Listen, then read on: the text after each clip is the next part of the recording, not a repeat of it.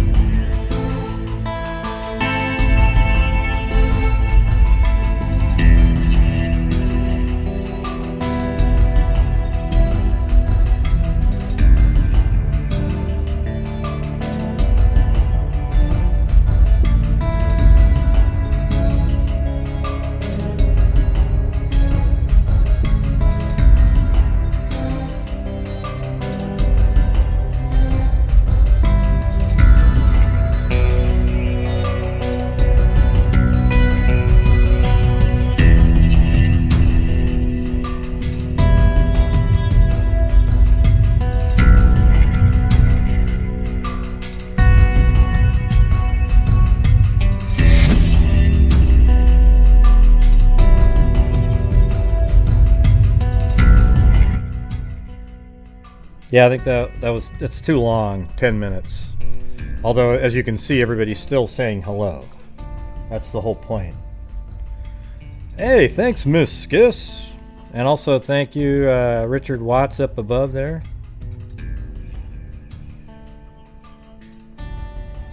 Well, thank you.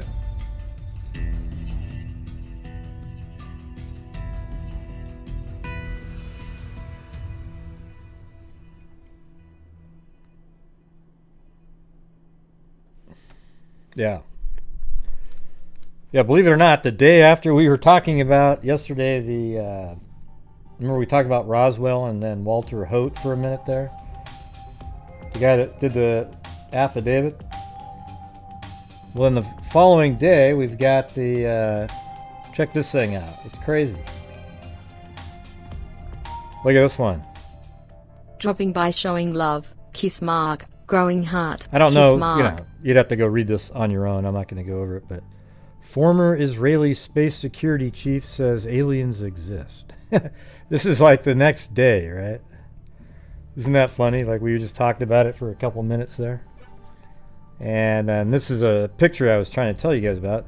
See, these aren't just stars right there. They're actually galaxies. All those dots. Those aren't other stars. They're literally trillions of other galaxies out there. It's kind of, it does make some outlandish claims, but take it as you want. You can go you can go look it up yourself. I mean, he's even claiming that they've made contact and everything, and who the hell knows, right? I mean, you have to see it for yourself to actually know for sure. That's the problem. But it was interesting that the day after we randomly talked about that, boom, there's a story. So I thought that was pretty interesting. Testing 1, 2, 3. Okay. All right, so now we're going to go over this. Claudia Neubauer sent me an update on the Fotis Dulos case here. So it said attorney. All right, let me see if this works. Accused conspirator in the case of missing New Canaan mother Jennifer Farber Dulos talks implicate Fotis Dulos and his one-time girlfriend Michelle Troconis. See, that makes it a little bit more interesting that he's implicating Michelle Troconis, who says, oh boy, I didn't know either. I don't think anybody believed that, because she was in the car while they were dropping off all of the items in town. You remember that? They were throwing all the stuff into the sewer and everything. So let's see what this relating to the that's a different case right there. It says Kent Mahoney, a critical player in the ongoing case of missing, and remember, he's the attorney that Fotis Dulos had sort of a deal with, where you kill my wife or something, I'll help you kill yours. And this guy even went so far as to dig a grave, and he had I think it was like lime and all kinds of shit ready to go, and that never happened. The lady actually caught on to it because Fotis Dulos said, hey, come over to my house and we'll meet you up with your ex-husband really quick, and we'll just, it was really lame. So this is that guy. Oh shit, what happened? Did I not look at it quick enough for you guys? Man, I can't stand how everything's like pop up, pay for this, pay for that. It's ridiculous. Kent Mahoney, a critical player in the ongoing case of missing New Canaan mother Jennifer Farber Dulos, has given a statement to state police implicating another alleged conspirator and Dulos' estranged husband, according to court documents and sources close to the investigation. The statement given just weeks before let's see, I think it's Mawini or something. Mawini was able to get out of prison on a reduced bond. Implicates both Fotis Dulos and his one-time girlfriend, Michelle Traconis. See, I figured he would be a really good one to make a deal with. Mahoney claims he just happened to stop by on the night of May 23rd, and they told him what they were going to do, right, because he was part of the plot already against his wife. What they were going to do, and that Fotis then told him they had done it and asked if he would be an alibi witness, which he says he refused to do. I don't know, man. You dug a grave for your own wife, okay? Mahoney's potential role as a cooperating witness could mark a critical turn in unraveling the story of what happened to Dulos. See, Fotis Dulos knew that he was toast. And I thought it was ludicrous that the police allowed him to stay at home, the judges. The judge allowed, oh yeah, go ahead, stay at home. And he killed himself because he knew. And he goes, oh, I killed myself because you guys were so mean to me. Yeah, okay. Really, Fotis? If you were innocent, you would have gone to trial and killed yourself later. But you didn't want to deal with trial because you knew what you did, okay? Because you're a barbarian. And I think anybody out there that feels sorry for Fotis Dulos, and even if you're a family member and you feel bad for him, you're an idiot, okay?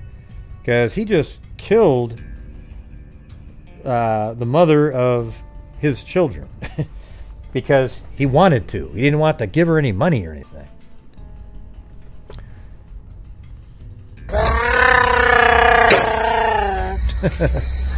Chewbacca?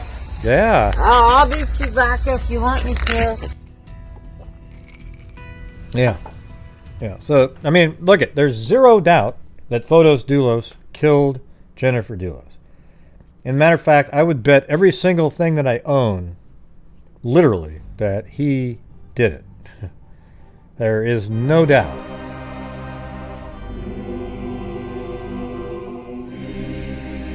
Thanks, J.K.'s. Chewbacca, Chewbacca, Chewbacca. I will be your Chewbacca anytime, huzzy. I'll be your Chewbacca if you want me to be.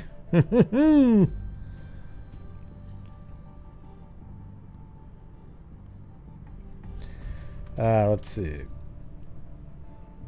So he says he just happened. I think his story that Mahoney's going to give is going to be self-serving, like a lot of these stories turn out to be, but it'll give the correct information on the part that matters. Like, oh yeah, I just happened to stop by. Oh, bullshit. Okay. And you were actually complicit in it. Remember, you dug the hole for your own wife? You remember that one, Mahoney? Okay, Mahoney's potential role as a cooperating witness could mark a critical turn in unraveling the story of what happened to Dulos, who had been missing for more than 18 months, while authorities believe Fotis Dulos killed her at her New Canaan home and drove back to the Farmington. I don't agree with that at all. This part right here. Believe that Fotis Dulos drove her back to Farmington. See, that part doesn't make any sense to me. I don't know why police keep insisting on that shit. You think that he put her body in the back of the pickup truck driving down the highway? No. What he did was he took Jennifer's car and dumped her body off somewhere that took maybe 35, 40 minutes, then drove back, got into his pickup truck, and got back on the freeway. That's why there's this huge time gap between the time he left the house of Jennifer and the time that the pickup truck is then seen on the freeway heading back to where he lives. Right?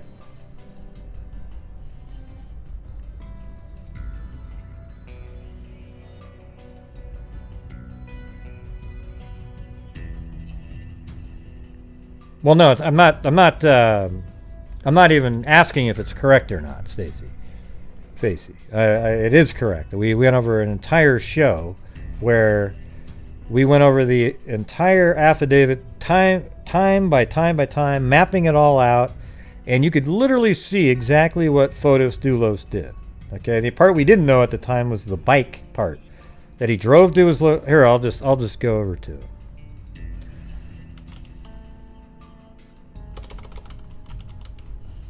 Yeah, right here.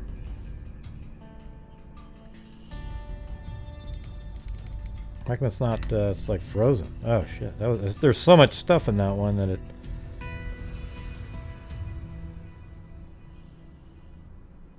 Yeah, so we have it all mapped out. Look at this entire, all the way from up here, boom, the route, and all the different time. For example, he drove by here at 7:03 in the morning, took this exit, probably drove around just like this, and then he parked his pickup truck exactly where I have it right there in the, you can see it through the foliage. I made a red pick. Let me see if I can get rid of the,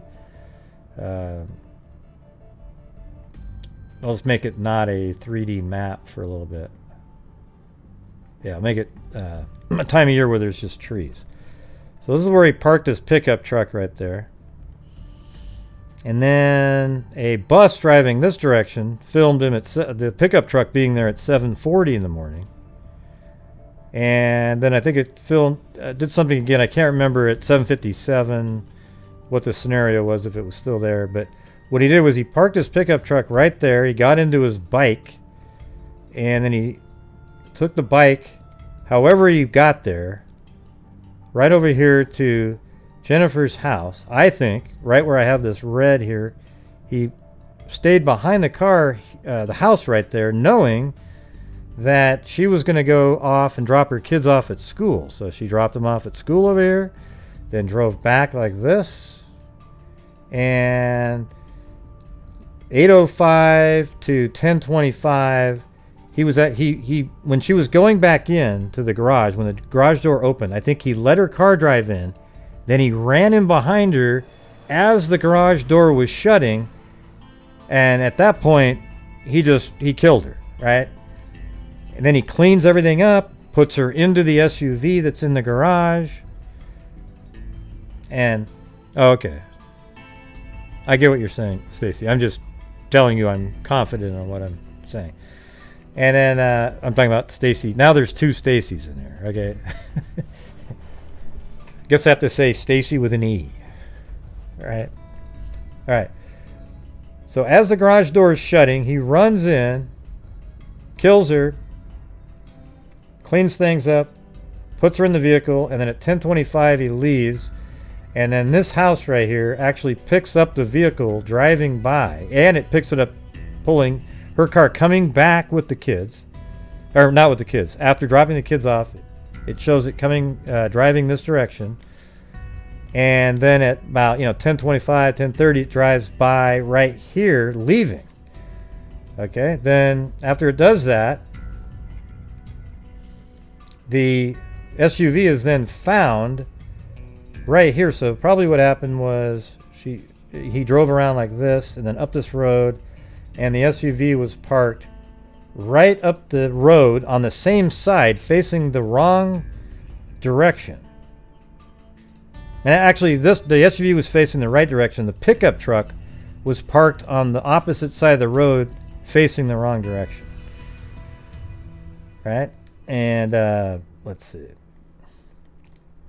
So that was at 10:20 at this house over here. I think it was 10:25-ish as it drove by this surveillance camera. Right, where the hell is that again? Just a second.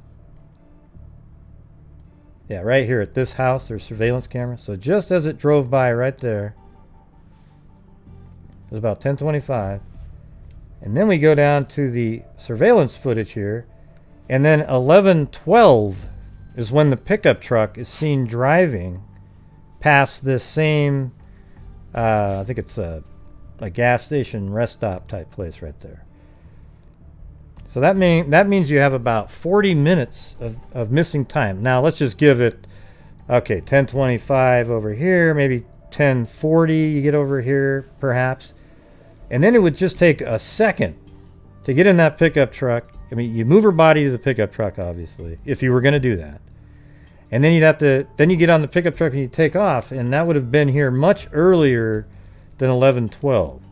So what I think happened was, after he got her body in this inner SUV at the house here, he drove her somewhere in this massive area right here and dropped her out, hit her body somewhere, probably had a pre-dug grave just like his buddy did, put her in the grave, then drove the vehicle back to this location right here, parked the car.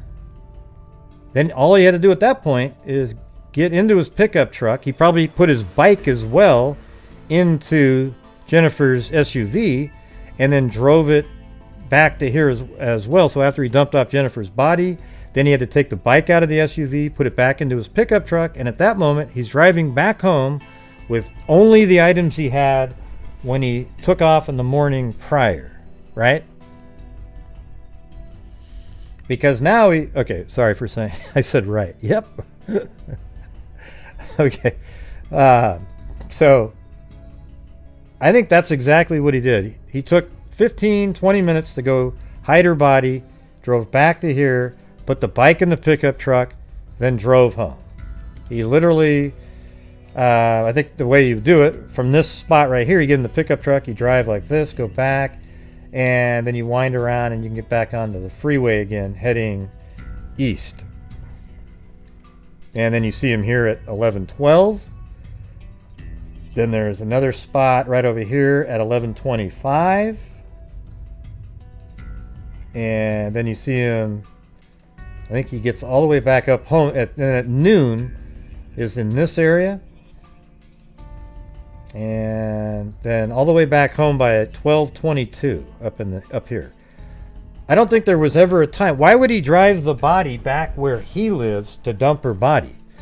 Doesn't it just make way more sense to have put her body further away from where he lives, and then he drives back to where his car is, gets out of the car, puts his bike in the truck, and takes off? Okay, that's what I think happened here. And for me, it's just really obvious. And I don't know why the police keep saying, oh yeah, we think he drove her body back to the, when? He put the body in the back of the pickup truck? I don't know, man. I just don't believe it. Or, maybe they think she was put in the front seat. I don't know. And he did clean the truck out, but it could just be that, he had blood on his hands and he tried to clean up, but you can never get all of it. I don't know. Well, thank you. Yeah, I just think that's my opinion. They might have some other information that if I heard, I too would go, oh, you got it. Because they've never explained to me why there's a 40-minute gap between when he left Jennifer's home to when he spotted on that surveillance camera. What's he doing? Just sitting on that road for 40 minutes, hanging out with a dead body? Man, you're going to get out of there as fast as you can. Yeah, there's no way in hell you do that. And the SUV is a perfect vehicle to conceal a body in, because it's, a lot of times there are tinted windows. There's a lot of depth below where the window is. A pickup truck, man, you get a truck driving by and they look down, oh shit, there's a body. Or even the cameras that are up on some of these rest stops, right? Yeah, you remember all that? We had all that stuff with the car washes. We added all that on at a later date.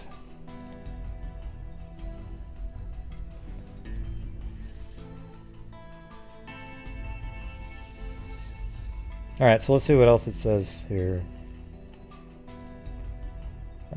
Filed a 2-page motion in Stamford Superior Court Monday seeking more records, videos, and detectives' notes surrounding the interview Mawhinney gave state police. Schronhorn refers to Mawhinney as a jailhouse informant and is seeking any records of deals he may have gotten to cooperate a reduced bond. When he gave a videotaped statement to state police detectives at the polygraph unit and state police headquarters on August 31st, by mid-October he was released from prison after his bond was lowered from $2 million to $246,000. Yeah, you know, you always wonder, like, how did they come up with that exact number right there? Well, that's because, well, he told him he had $24,600 in his bank account. Yeah.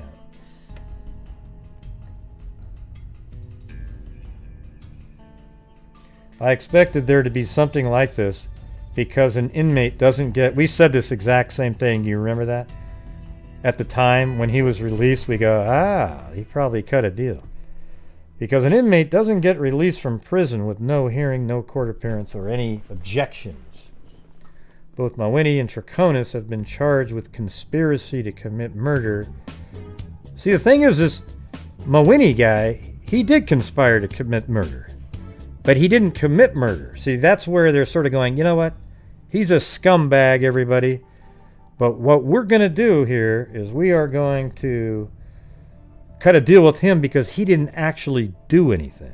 He did dig the hole, and then he filled it up at a later date. But he dug the hole for his wife. He just didn't go through with it. It never happened. So he's the one that you'd want to make a deal with. Now you got Troconis here, who was working with Fotis Dulos, conspiring to kill Jennifer.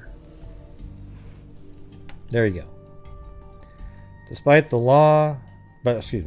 way I have been treated by police, I know nothing about Jennifer Dulos' whereabouts, what may have happened to her, she said. So this is about Troconis. Okay, right there. Troconis, who was also accused of helping Fotis Dulos dispose evidence of the crime, has said she knew nothing about any plans to kill Jennifer. Yeah, so that's the thing is, I think it's very possible that Troconis knows exactly where Jennifer Dulos' body is. But she's not going to say a damn thing because she's claiming, hey, I didn't know what was going on. You know, I did drive downtown. I did this and everything. As soon as she says, oh yeah, well, she's buried over here, then now she is way more implicated in the crime. I think what they're doing now is they know that the only way to get any goods on her was to cut a deal with this Mawhinney guy, and now it's crazy because the one that's going to be punished the absolute harshest here is Troconis, which she should have been, but Fotis Dulos is the guy who's the true barbarian whack job, right? But he got to go out on his own terms.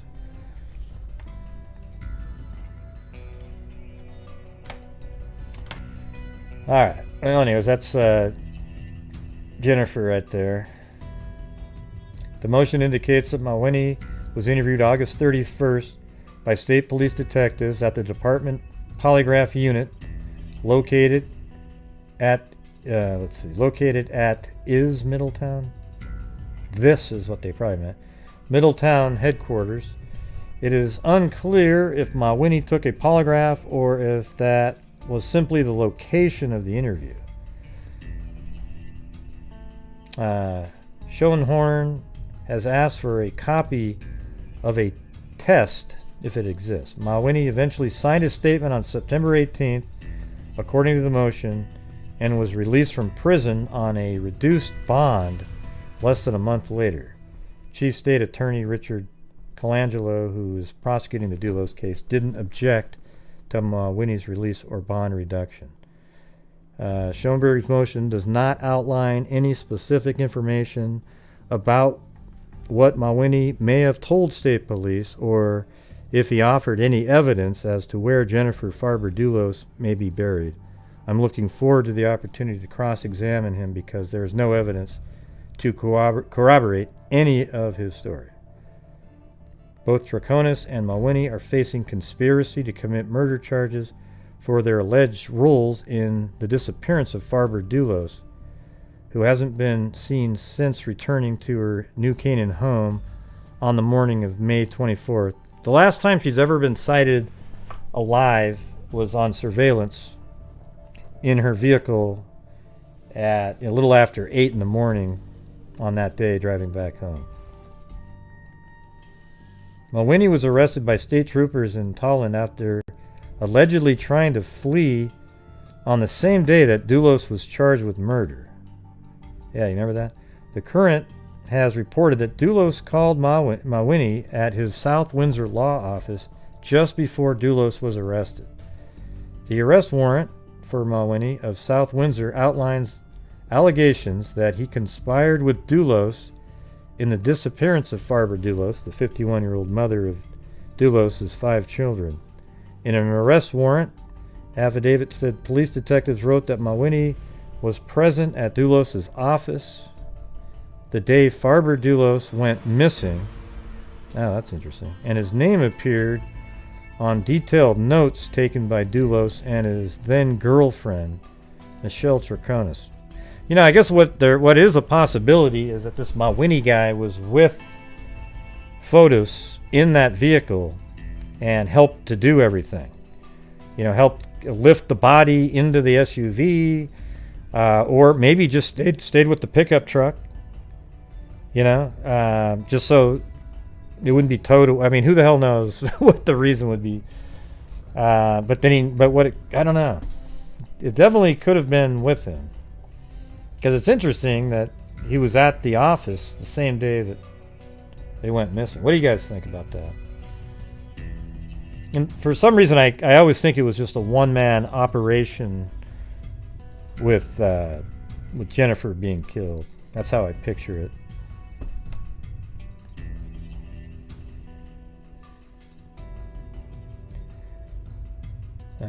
Traconis had told police she remembers seeing Mawhinney at the house that morning, even though Dulos wasn't there. Okay, well that would mean he wasn't with him. Mawhinney was not cooperative with the state police initially, telling them that fell down the stairs a few days after Farber Dulos' disappearance. There also was a here we go. This is the part I was looking for. Right? Listen to this. There also was the curious grave found at an East Granby gun club that Mawhinney used to belong to. A couple of members of the club found what they believed was a freshly dug grave about a week before Farber Dulos disappeared. The 2 men told state police they saw bags of lime in it. But when they went back a few weeks later, the grave had been filled in. You know, kind of like, ooh, shit. Yeah, I can't. I don't want to do that.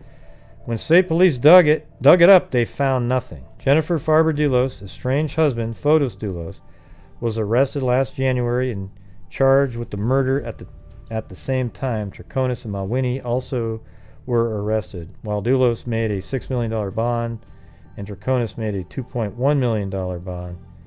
Mawhinney went to prison because he couldn't make his $2 million bond. Yeah.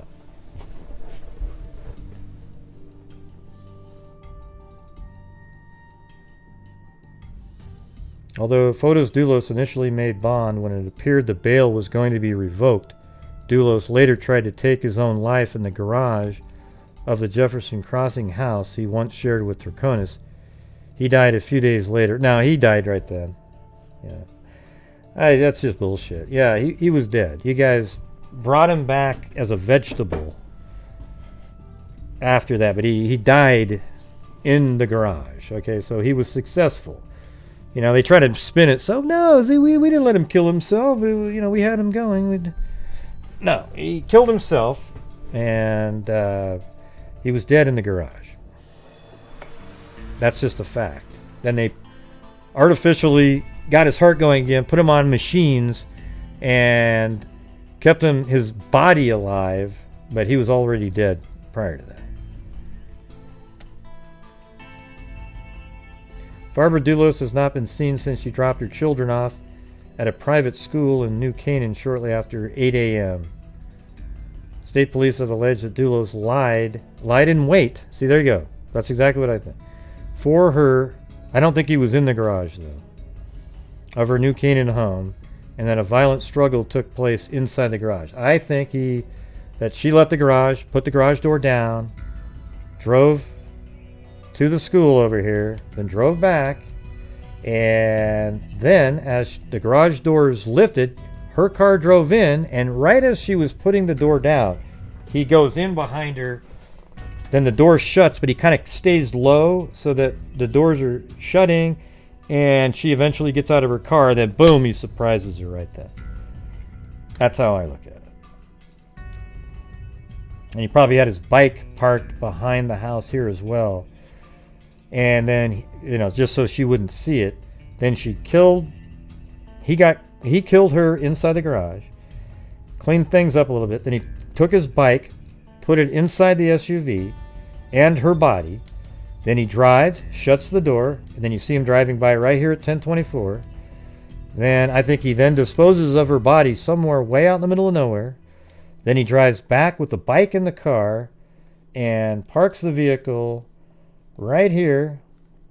Then he takes the bike out of the SUV, walks over to the pickup truck, puts it in the back of the pickup truck, and does a little U-turn or whatever right there, and then drives back out, and then he's seen in the pickup truck at 11:12 driving back this direction. Crystal clear. All right? Crystal clear. Yeah.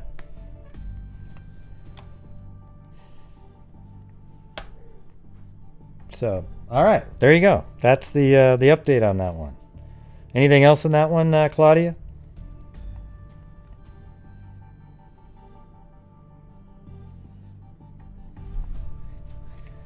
Let me read this. They have alleged that Dulos then took her body from the house in her Chevrolet Suburban and transferred it to the red Toyota. So I don't believe that at all. I just don't. Pickup truck, and I think they think that because there was blood that needed to be cleaned out of it, which is a pretty good point. But why is there 40 minutes of missing time? He then drove back to Farmington, where Troconis later met him at a home owned by his company. The red pickup truck never left the property until its owner came to get it and give Dulos back his black Ford Raptor that he drove to Albany Avenue later that night. Yeah, so that same night he went to Albany Avenue, was dumping items out that were used in the crime. Remember the license plate that had tape on it to alter the numbers? And, just different items. Police have falsely stated that Ms. Troconis actively assisted co-defendant Dulos in depositing of evidence. It's not inaccurate. It's literally exactly what she was doing.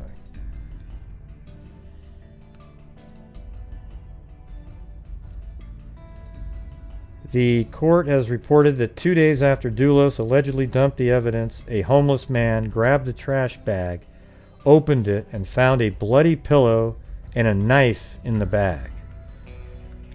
Jeez. So she was probably stabbed to death. It probably felt really cathartic to Fructose Dulos. He probably sat there and just stabbed her to death. Probably got her on the ground, put a pillow on her head, and then just kept stabbing her to death. The man told the Current he kept the knife and sold it for $5 worth of crack cocaine to a man he called Fudge, who later traded it with another guy for food. The knife and pillow haven't been found. Ah, God, what a nightmare.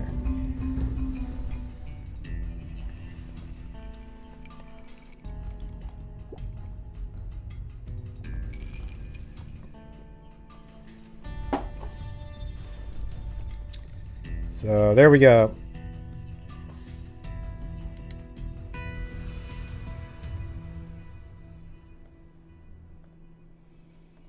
Now let me ask you guys something. Is this one that we talked about? This Tina Alvarado? Because I didn't have it in my Google Earth, but it sounds so familiar. Yeah, she's been missing for more than 2 weeks. Her mother, Tina Alvarado, said that her daughter went to sleep in her bedroom at 9 p.m. on the night of November 1st. The following morning, when Tina Alvarado went to wake her daughter up for school, the teen was gone. This sounds like, remember the one with the screen that looked like it was cut? But I thought that girl showed up again. This sounds like the exact same story. I thought in that story we did an update with the one with the screen that was knocked out. And remember we did an update and it said, oh yeah, they found her. And I was like, see, it sounded like she left on her own. Well, this thing sounds exactly the same. It's unbelievable. Tina Alvarado found that the curtain in her daughter's bedroom window was hanging open, revealing an open window and a screen on the outside that had been cut. I mean, my God, it's like, it's either the same story, and I don't know, because I'm pretty sure that we did an update that showed that she came home, or she was found. Do you remember that?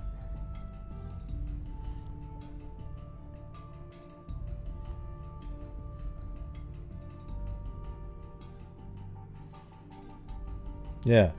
Her phone was on her... See, this one, though, remember that story had... Yeah, it's not the same story. You remember her story had... Her hair was cut, and her hair was found, like, on her bed, right?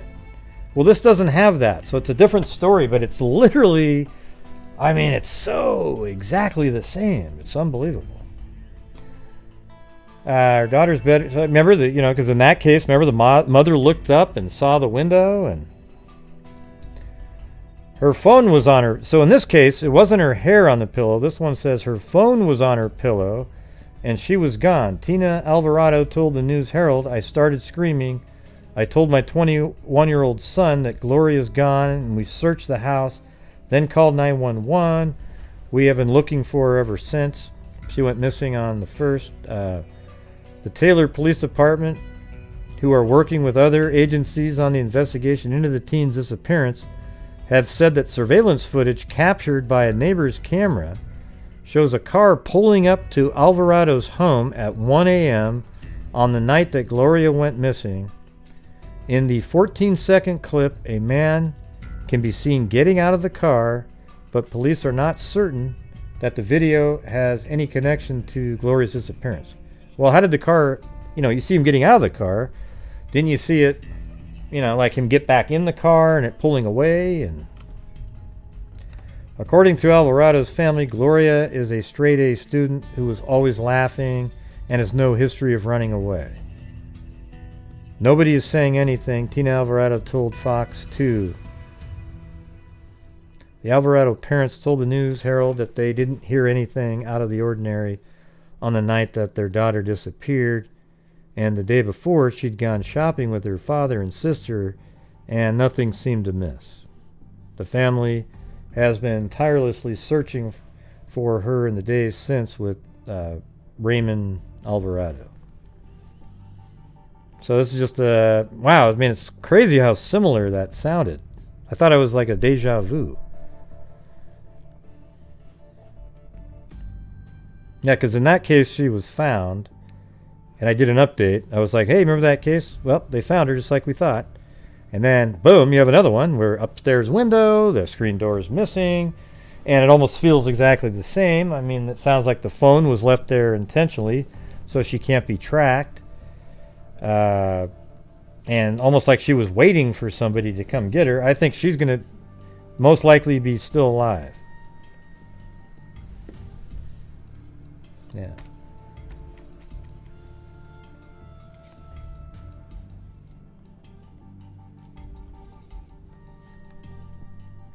Man, we only have 145 watching in here. There must be a Chris Watts live show at this point. Anyways, you guys, don't forget, my channel only survives off of the super chats, channel memberships, and any ad revenue, which is almost nil. Okay, and then I take a large portion of that, as you know, and donate it to charity at the end of the month. And the reason I keep bringing this up on every show is just to remind people that, because I'm trying to get the money in for my channel and the charity, which we've already donated $20,000. Okay, and we're going to hopefully be around 22 if everything works out right. And by the way, I did contact Colleen Fitzpatrick today. She didn't answer, but she tried calling me back, I guess. Then she sent me an email, and then I said I'll call her tomorrow so we can try to figure out how to do this. What would be cool is to create a non-profit organization, really, the most basic one possible. And then all it is a fund that gets built up for us to help solve crimes via DNA, and probably in towns that are really small that don't really have a lot of people in them, right? Like, you got these small towns where they probably have a budget of $50 it's ridiculous. So, and it also allows them to test things for DNA, right? So you got to do the test for the DNA. Then once you get the DNA, you extract it, then you upload it to GEDmatch, and then do the research. Sweet. Anyways, I think that's what we're going to try to do. So like next year, if we're able to do the same kind of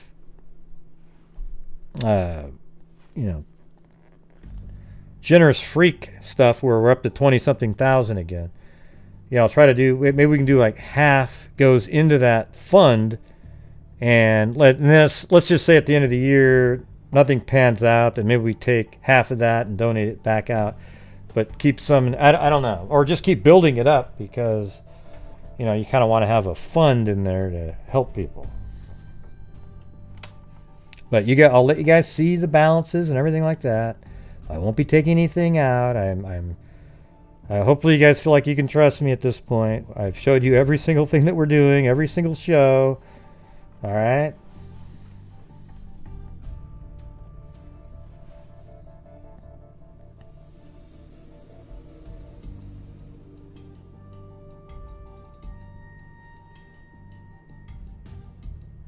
Huh? What does that have to do with anything? Una of a kind. Yeah, we're talking about something totally different than that.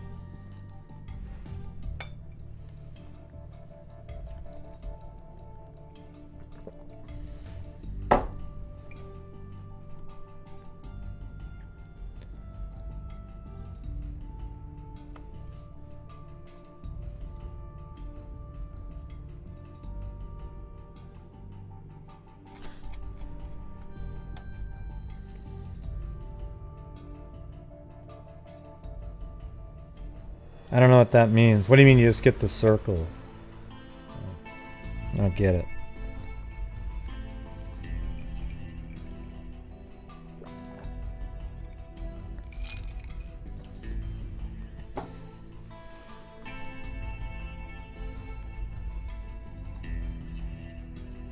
I'm just trying to catch up to what the hell you guys are talking about. Hopefully most of you went and listened to last night's show, okay, so we can kind of stick with what we're talking about.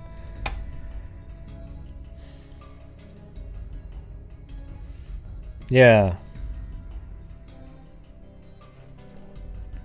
I need to figure out, there's got to be an easy way to set up a non-profit sort of entity that you can just send money to. It just doesn't seem like it would be, I don't know if there's like a whole bunch of weird regulations or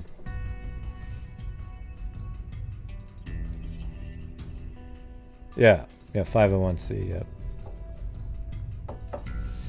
So you have to check that out. Well, if any of you are accountants, let me know how to do it. Send me an email or something.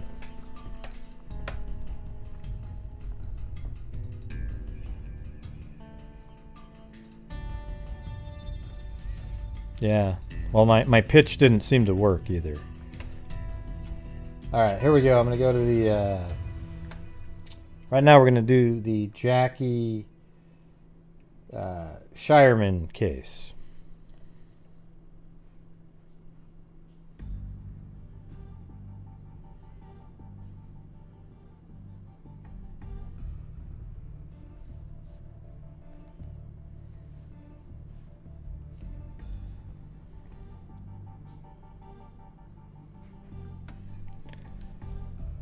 Yep, and here's a picture of her right here.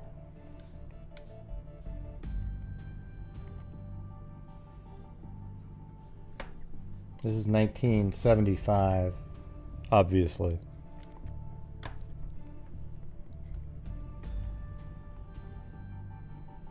Yeah. Well, I want it to always seem like it, okay? That's what I'm trying to get at. Dubuque waitress killed. Multiple stab wounds, possibly inflicted with scissors, caused the death of a young waitress whose body was found in the walk-in cooler of a cafe where she worked, authorities say. Dr. Ronald, well, I don't know if it is or not, Kubi. You know, it's just a case that I found. I'm just going to talk about the part that I know. You know, I notice how people always like to type in to let everybody know that they already know about the cases that I'm doing. Dr. Ronald Doolin, Dubuque County Medical Examiner, said after an autopsy Sunday that Mrs. Jackie Shireman, 21, also had a fractured skull and a bone fragment was pushed into her brain. Let's see. There were more... Then how do you know it's an interesting one? I'm just kidding. There were more than 20 stab... Oh, you said it looks like... Yeah, well, I mean, they're all just... And this, I mean, this is one of those crazy ones, right? She's at a freaking... she's just over at a... You know... A waitress. You know, just at a regular cafe. And then it looks like it's an empty joint. And then she's in the walk-in cooler. Just absolutely... you know, stabbed 20 times at least, maybe 30. This one just says, this is the very first one. It says, there were more than 20 stab wounds in the body, he said. Doolin said a pair of scissors with bent point was found at the scene and may have been the death weapon. Mrs. Shireman's body was found Saturday night in a walk-in cooler in a back room. Okay. Found in the back. Mrs. Shireman's body was found Saturday night in a walk-in cooler in a back room at the cafe known as the Marino's Meal in a Bun. You know, I don't really know where that is at this point, but they didn't give. I didn't see the address yet. Police have some leads in the slaying.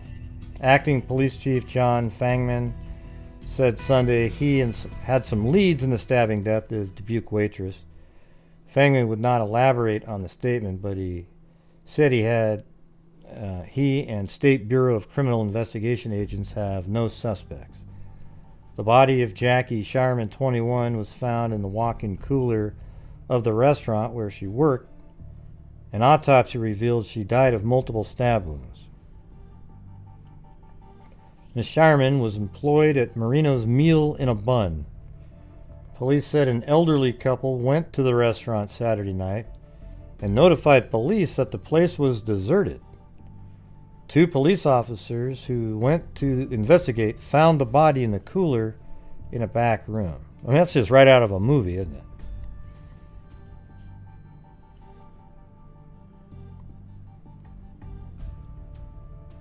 Oh, I thought you said this case is good. Oh, never mind. Shit. Okay. I can't even read. Clues sought in slaying.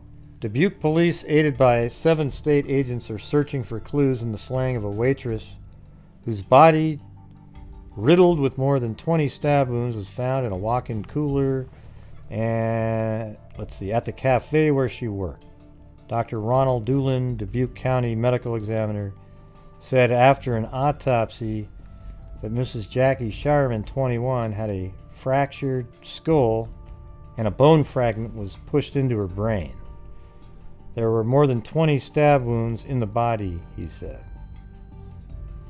Doolin said a pair of scissors with bent point was found at the scene and may have been the death weapon. Mrs. Shireman's body was found Saturday night in a walk-in cooler in a back room at the cafe. About $100 was missing from the cash register. The owner, John Marino... Hold on a second. I think the music's...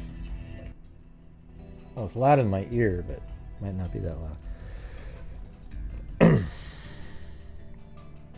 Miss Shireman had worked at the cafe for about a month.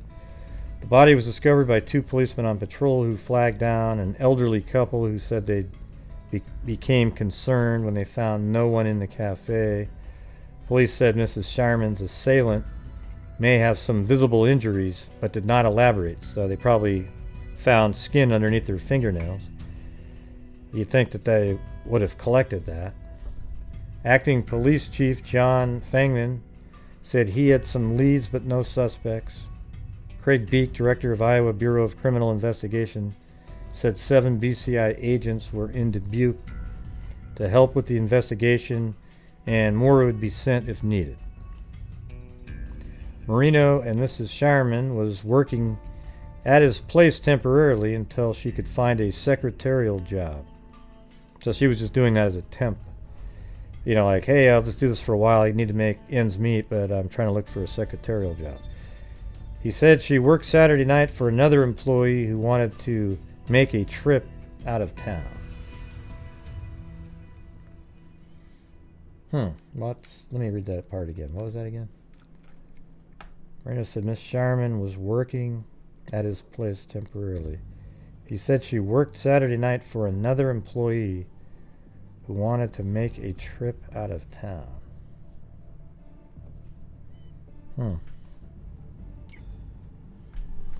Kind of makes you, you know, maybe they need to go check that employee. I mean, it's perfect. You know, he probably knew that she was going to be the sub, and then he knows where everything is, how everything's laid out. I mean, that's a little suspicious, right? That she ends up dying on a night that she's actually just filling in for one other guy. I mean, I know that stuff's possible, but every time I see stuff like that, you know, you sort of think that maybe you need to add that into the equation. She'd only been there a month. She was probably the only other employee, and he knew that she would be in there. But then why would he stab her 20, you know, I don't know. God, it's just, that's a rage killing right there. Hey, thanks, Brianna Propst.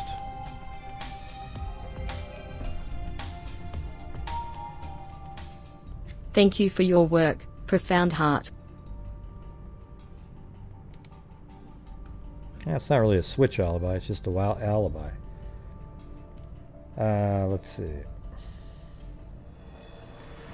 Now, then I think they started getting desperate here. Hey, let's pin it on the old transient. Dubuque police are seeking a transient for questioning in connection with the brutal slaying of a waitress here January 4th. Detective Sergeant Patrick Egan identified the man as Richard Ryberg, about 54, who came here from either Sioux City or Waterloo. Egan said Ryberg has not been seen since the murder of Mrs. James Jackie Shireman, whose body was found stabbed and beaten in the Cafe Marino meal on a bun. Oh, okay, this says where it is. All right, so let's see. It's on... I know what you mean, though. I don't think there's a technical term by a switch alibi like that. I think it's just, you know, he came up with his alibi.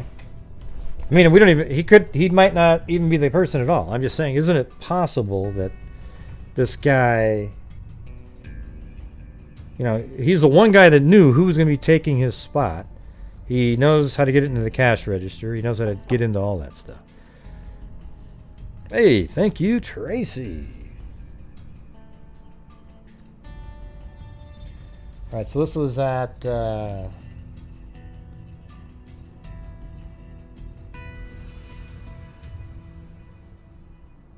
13th Street and Central Avenue.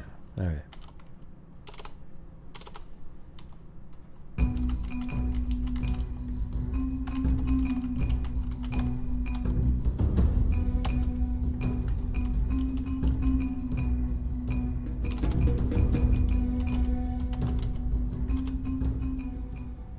Thanks, Gray. Smiley face. Heart.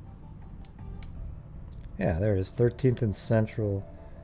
I think it might have been right there at one point. Let me see if you go. Yeah. Mm-hmm. Yeah, because they said that now you can see kids playing there. I think that was right where it was. See, if you go back to 1994, there's definitely buildings here. Might have been like right there, maybe.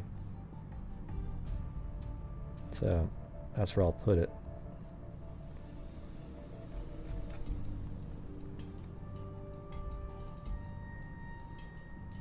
This is Shireman.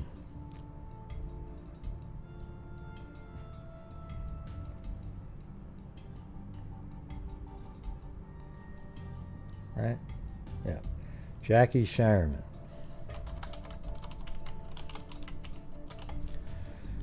Well, Kubi, is it interesting then? So far. Oh my god, look at Jean Fish. What's she doing? What's she doing over there? What is that thing doing? Can anybody tell me what that sucker's doing over there? Because,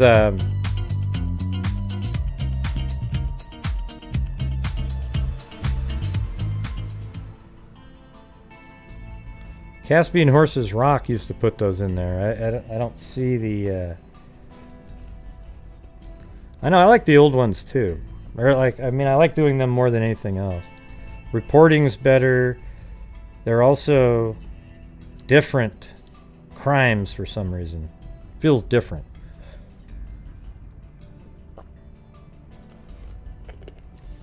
Man, what is that? Those maracas or...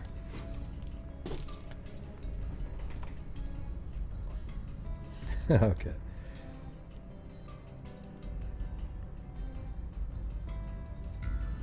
Oh, shaking it. Thank you, Gloria Batari. Alright, so that is the spot right there. And obviously right now there's just... looks like it's just a park of some sort. Yep. That's it, because I read this article where it said you can... Now you can just see people playing in a... like kids playing. And that looks like that's what this is.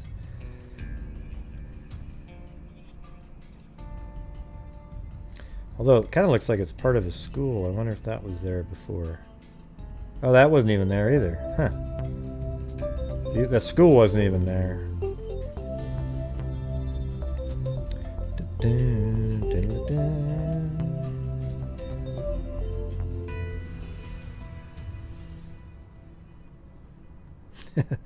A hot dog.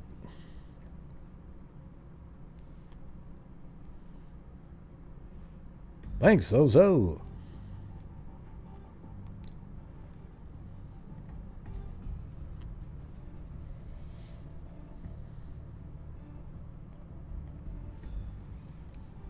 Alright. Egan said Ryberg had become a familiar figure in the town area where the slayings occurred. We know Ryberg had frequented the cafe. Egan released a picture of Ryberg, he said, was taken by a photographer for a Telegraph Herald, a Dubuque newspaper. So that's what the guy looked like. Looks like Quint from Jaws. Same time period, yeah. Egan said Ryberg had been in Dubuque for about a year and a half and became a familiar figure as he walked in a stooped manner with a sheaf of paper under one arm. He did some sketches and a lot of writing, Egan said, but from what we know, none of the writing made sense. Ryberg was described as having gray hair and a gray beard, about 5 feet 11 inches tall and weighing 170 pounds. Egan said Ryberg asked persons on the street for money for coffee and, unlike many, used the money to buy coffee. Yeah, that's what he went to buy. He would sit in sounds like a decent guy, right? I mean, he would sit in the restaurant sipping coffee until he was thrown out, which often wasn't long because of his unkempt appearance. He said Ryberg had no Dubuque arrest record, though women had been frightened by Ryberg's shaggy appearance and had complained to police. Ah, that sucks. Jesus. He doesn't look right. Can you come over here, officer? Yeah, that's bullshit. Egan and Ryberg frequented cheap hotels and rooming houses here, but often slept outdoors in warm weather. He said many cafes eventually barred Ryberg, and Marino was one of the few remaining establishments that would tolerate him. Since he hung around Marino, we think he might have been there the night of the slang. They might be looking for him as a witness, and maybe that's why he disappeared. Egan said no warrant has been issued for Ryberg. Miss Shireman... What's his full name again? Egan said Ryberg. Richard Ryberg. You know what we should do? Let me see if they ever located the guy.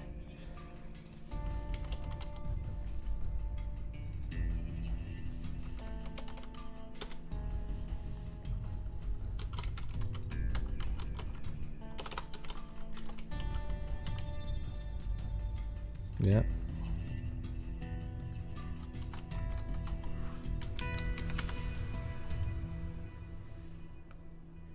And this one was January 16th.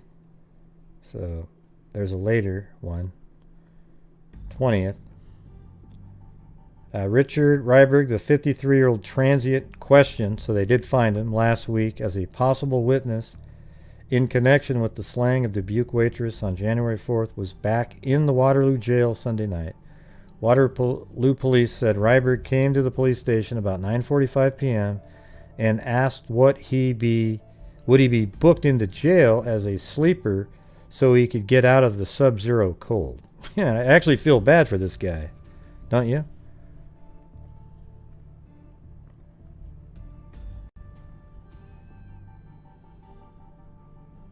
Hey, DJ, are you sitting on your telephone?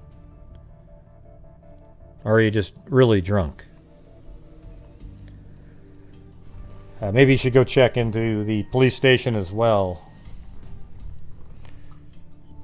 And see if you can sleep that one off. He checked out at 5:30 a.m. Monday. Last Wednesday night, he was stopped on Downtown Street and was taken to jail where he spent the night. After being booked as a sleeper. Unfortunately, you guys deleted all the comments, so they won't realize what... Hey, there's William Zambrano. Yeah, we won't be able to figure out... Like, if DJ watches this later, she won't realize that she put in like 6 texts in a row that were just garbled letters. Like that one right there. Just let that stay there. Don't delete it.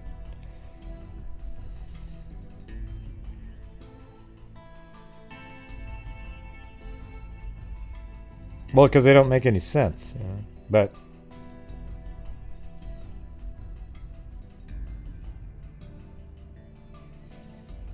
how's everything going, Jamie?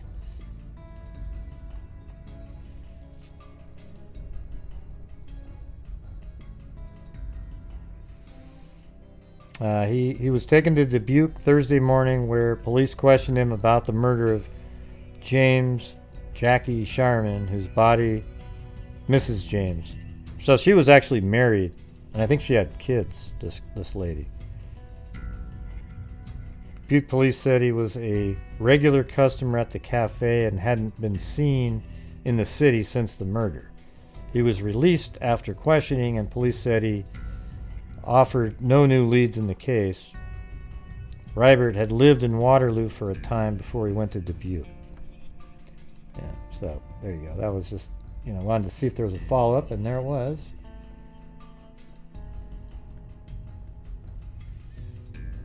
And then we've got this 2016 newspapers.com right here. Gone Cold. Is that a podcast, by the way? Gone Cold. It's kind of a cool name. Exploring Iowa Unsolved Murders is a weekly feature highlighting some of Iowa's unsolved homicides in the hope that it will lead to new tips and potentially help solve cases. Jackie Shireman was found lying in a pool of blood in the walk-in cooler of Dubuque's Marino's meal on a bun around 7:45 p.m. Saturday, January 4th. She had been stabbed approximately 30 times with a pair of scissors. A witness told police she saw two men, one about 20 years old and one about 35 years old, leaving the restaurant minutes after the estimated time of the homicide. A little more than $100 was missing from the cash register. Stephen Moore, 21, was indicted and tried for murder. So this is a guy in 1977. I read about this. He was tried for the murder. At the time of his indictment, 2 years after the murder, Moore was in the Iowa State Penitentiary on a burglary charge, which is similar. There's $100 missing. Witnesses who had originally implicated Moore, they were in the prison. They said that he had confessed to him. Had originally implicated Moore, refused to testify during the trial. The lack of witness testimony, combined with no footprints, fingerprints, or palm prints matching Moore's being found in the restaurant, led to Moore being found not guilty. There were few other promising leads in the case. Anyone with information about Shireman's unsolved murder is asked to contact the Dubuque Police Department. Hey, let me ask you guys something. This hasn't happened to my knowledge yet. Okay, but let's say this guy, Stephen Moore here, he got the trial, he was found innocent. And then let's say, this is but that was 1977. And then 2018 rolls around, they revisit this case and re-examine and get those scrapings that were underneath their fingernails, perhaps. And then go and test the DNA using genealogy. And it leads right back to Stephen Moore being the killer. So, do they come forward to the media and say, yes, we now believe it was Stephen Moore, unfortunately, due to double jeopardy laws? Because I think that would be the best way to do it. At least his name is out there and he's known as a killer now. But he can't be charged. I think it sucks that, we're not going to mention it now because... So what do you think? Thank Chuck Sims. What are you talking about, Robin? I'm asking a question here. It has nothing to do with anything like that. No, it's just a question I'm asking you. Oh my lordy.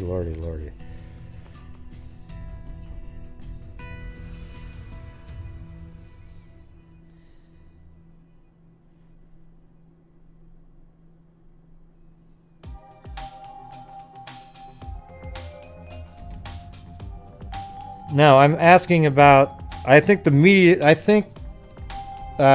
officials should come out and say, hey,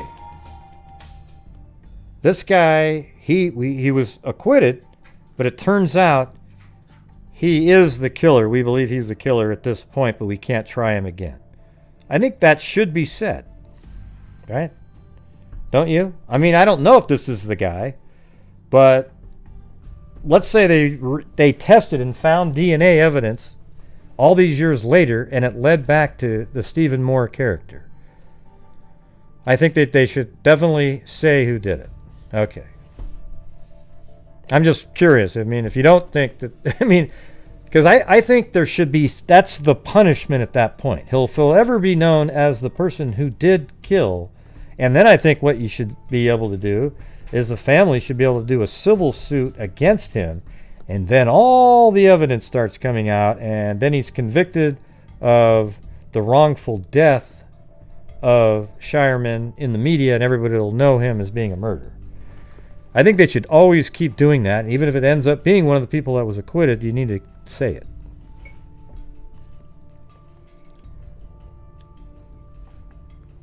Right. Yeah. I mean, almost like he's on a register, right, Deborah? Something like that.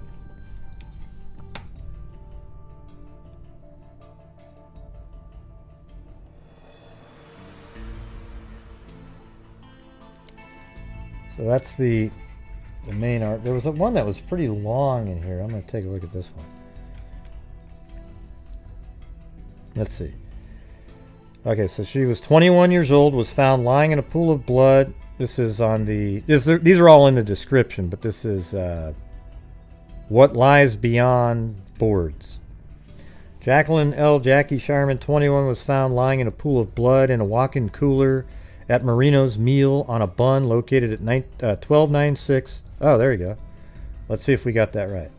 1296 Central Avenue. Come on. Come on.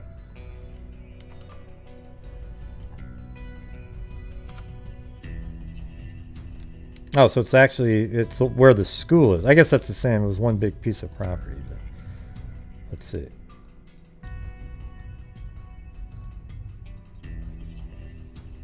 Yeah, so now it's a school.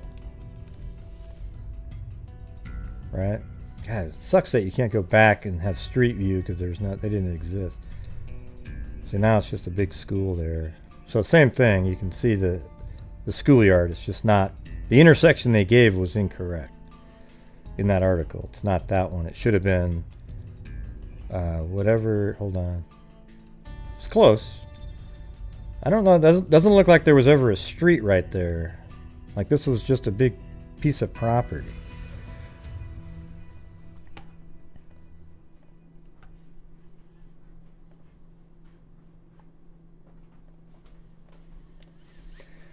All right, so that was around 7:45 p.m. Saturday, January 4th, 1975. The newlywed, she had just been married, Sunday school teacher, had been stabbed 30 times with a pair of scissors. And now you got a really devastated husband. A witness, unless you're going to conspire and say he had something to do with it. But I can't see that. He just got married. The newlywed Sunday school teacher had been stabbed, unless there's an insurance policy, right? Had been stabbed approximately 30 times with a pair of scissors. A witness told police she saw two men, one about 20 and the other about 35, leaving the restaurant minutes after the estimated time of the homicide. A little more than $100 was missing from the cash register. 2 years after the murder, 21-year-old Stephen Moore, who was incarcerated at Iowa State Penitentiary on a burglary conviction, was indicted and tried for the murder. However, witnesses who had originally accused Moore refused to testify. I wonder how that came about, the refusal to testify. It might have been that they were sort of coerced into, testifying, or I don't know. Was indicted and tried for the murder. However, witnesses who had originally accused Moore refused to testify at trial, and because there was nothing implicating Moore discovered at the scene, he was acquitted.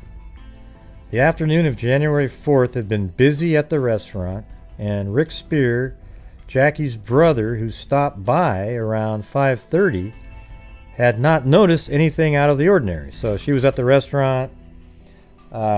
Brother stopped by at 5:30. So this is new information. This probably came out at the trial. He didn't notice anything out of the ordinary.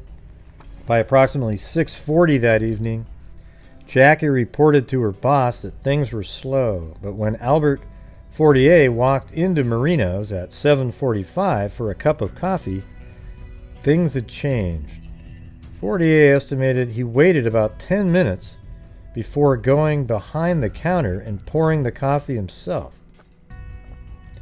Then he went in search of someone to take his money and discovered the waitress lying... Well, I thought you said the police found him. I thought they called and the police came. I don't know. This is a contradiction to every article that we read. Then he went in, searched for someone to take his money, and discovered the waitress lying on the floor of the walk-in cooler. It was 8 p.m. By the time 2 patrol officers were flagged down and entered the establishment. So that's a little bit opposite of what we've already heard there. Dubuque police were notified and the case was assigned to Captain Patrick Egan. More than $100 was missing, but investigators weren't sure robbery was the motive because the scissors, used to kill Jackie Shireman had been wielded with such force they were bent during the attack. Right, exactly. See, that's the part that was weird, is there's a lot of anger and hate here. So she did just get married, right? Now, is it, whenever you see something like that, was there somebody that she knew that, kind of liked her but was jilted? And then he goes in, exacts his revenge from a broken heart, and then takes the $100 out of the register just as a, not to throw people off, but more like, shit, why not,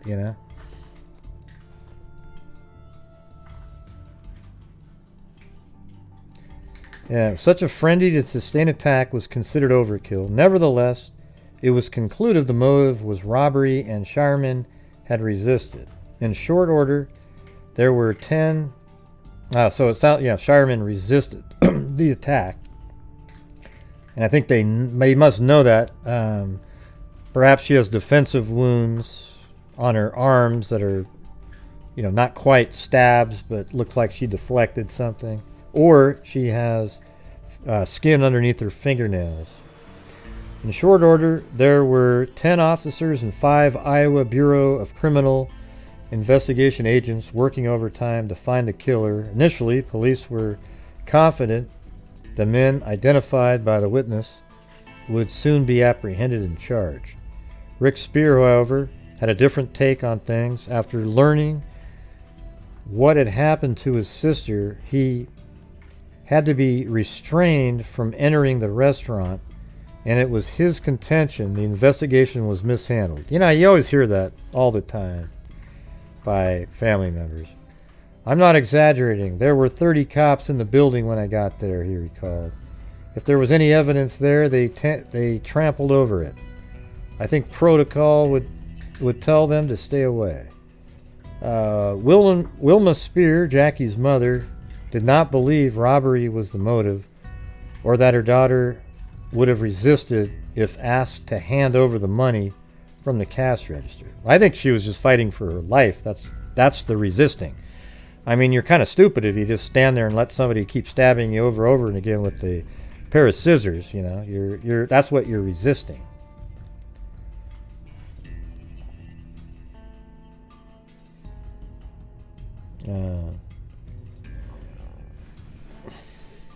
From the cash register restaurant owned by John Marina, discussed what to do in the event of a robbery. I told her to lay out on the carpet lay out the carpet to the cash register. Yeah, just take it. So that's what her training was. In case you're robbed, just lay out the red carpet to the cash register.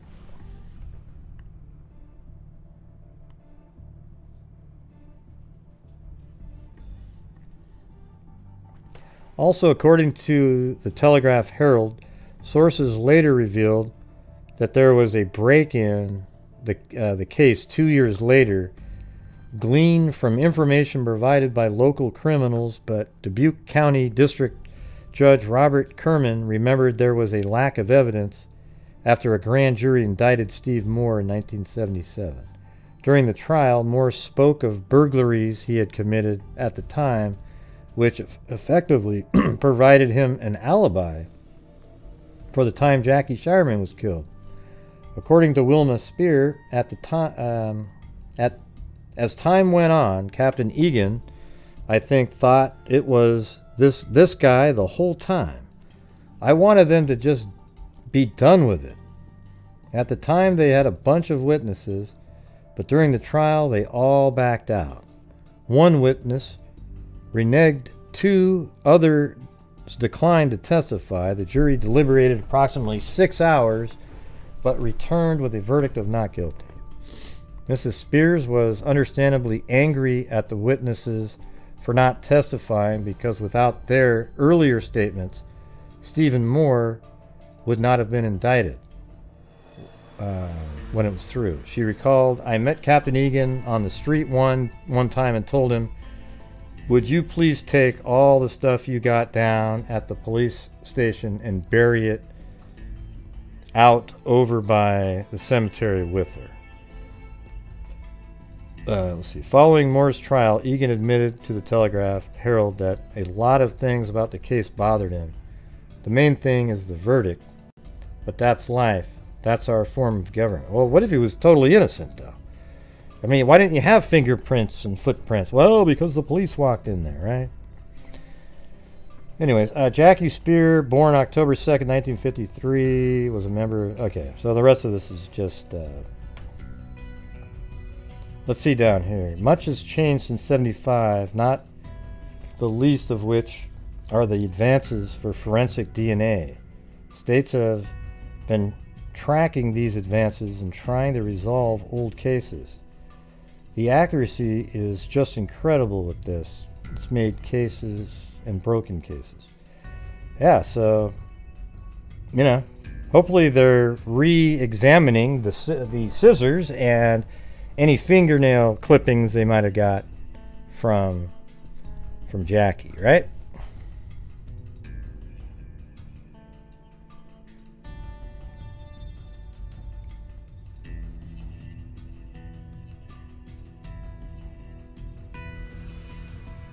There wasn't one. There isn't a cook, Susanna. There was nobody in the place. Man, just listen to what I'm saying, you know. Thanks, Zozo.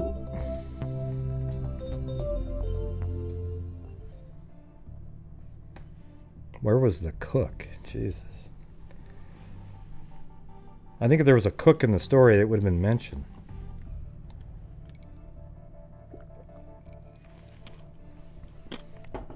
Where was the dishwasher? Oh my God, the dishwasher and the cook, they're the two guys. They didn't even think of that, the cops. Come on, Susanna.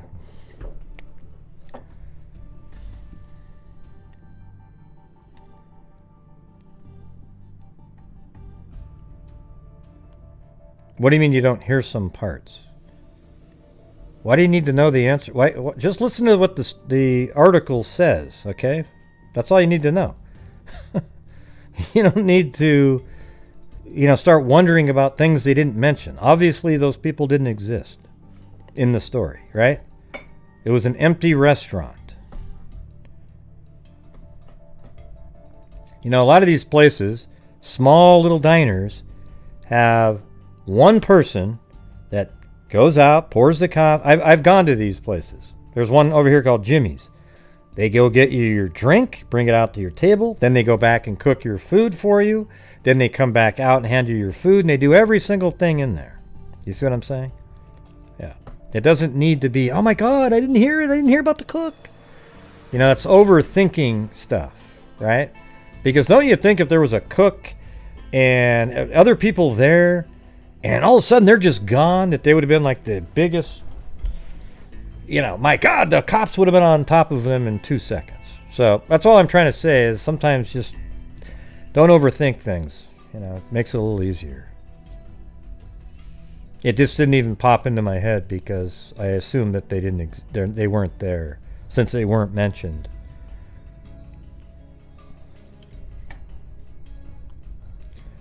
Hey, thanks Claudia for the update on that story. It's good news, isn't it? Somebody sounds like they're going to pay for the death of Jennifer Dulos.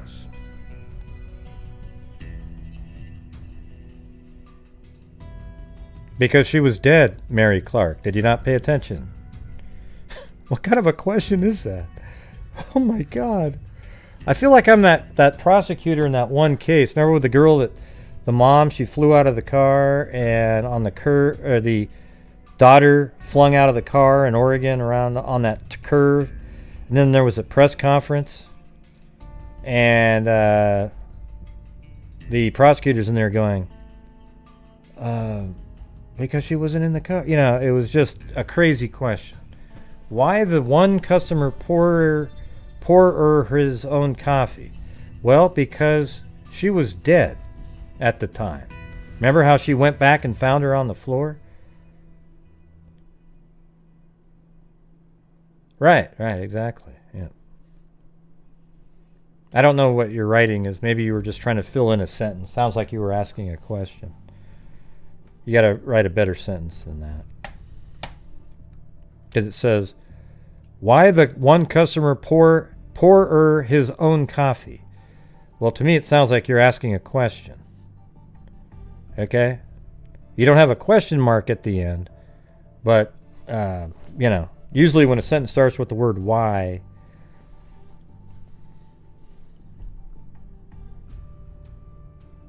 no, that's actually universal there, one of a kind. That's how it has to be.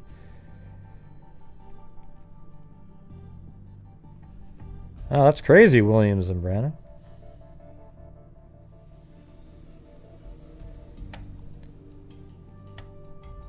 Okay, so you were kind of agreeing, Mary Clark. You just filled in the end of a sentence. My God. Like, what you could have put at the beginning is, that's why one customer poured his own coffee, right? I think that's what you meant. That's why one customer... There you go. Boom. Trying to resume membership, calling Apple tomorrow. Thanks, William Zambrano.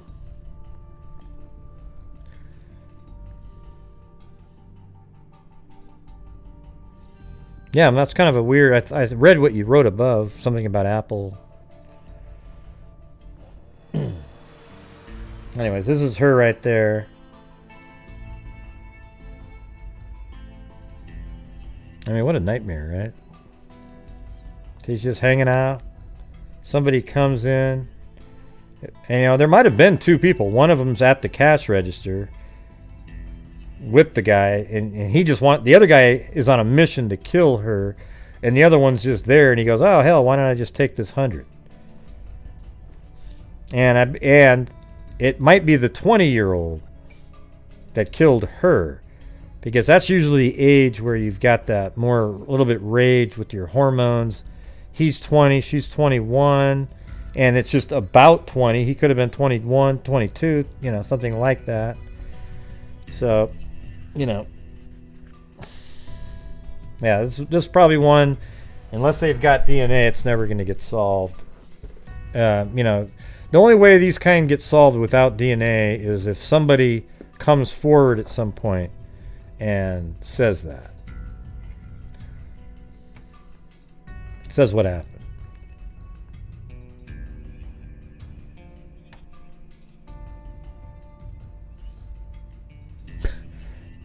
Hey, well, you weren't one of a kind, but hey, if you want to be picked on? Here, let's go.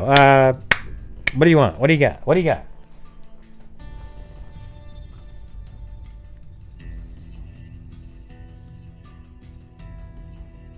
One of a kind. That's how I feel like I got to say it every single time. One of a kind. Oh, my butt. Oh, okay. Yeah. All right. I'm gonna switch. I'm going to another story now.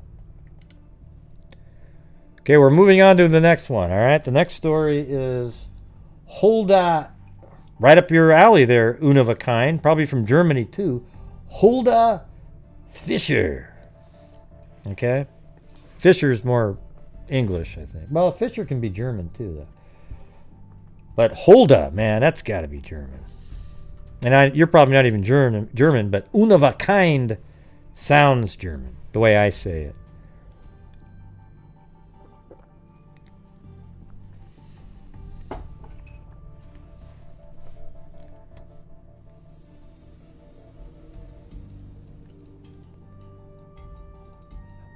I'm not going to say that. I don't even know what that might mean something, and you're trying to get me to say it.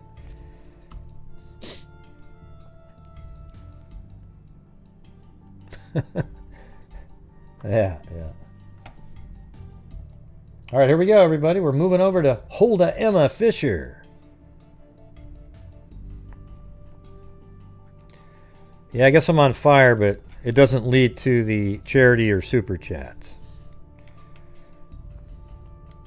BCI investigates. I think it's, what is that? Maquoketa death? Maquoketa death. I might only say that once. I don't feel like saying that ever again. Say that quick. Maquoketa. You end up start saying Maquoketa.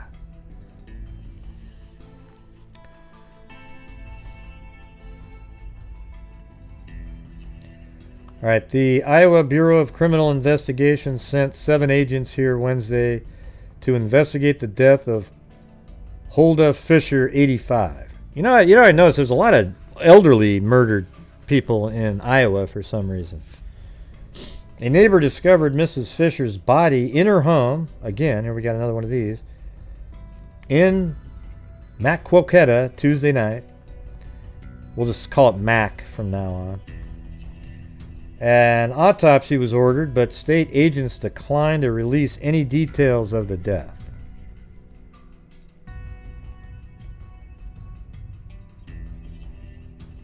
Oops. There we go. So this is kind of, I had to bring this in because it kind of goes long down the page here. Probe butcher knife death of Mac widow, 84. Iowa Bureau of Criminal Investigation and local police Wednesday were investigating. I like how they did were there. It's like 6 spaces between each letter to make it fit. We're investigating the butcher knife slaying of an elderly Mac widow whose body was found on the basement stairs in her home Tuesday night. The victim was identified as Mrs. Hulda Fischer, 84, whose body was found by neighbors in her modest 1-story frame house at, and now we've got it, so here we go, 418 North 5th Street in, there it is, Maquoketa.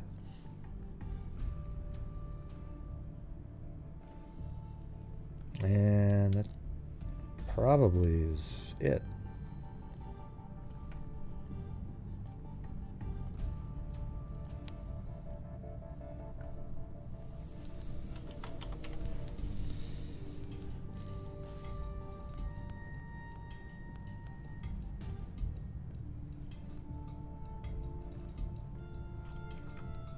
It's this one over here.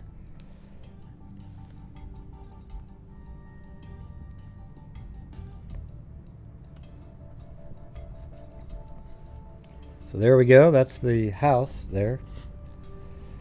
BCI agent in charge, Tim McDonald, issued a short statement Wednesday saying Miss Fisher was a victim of an apparent stabbing.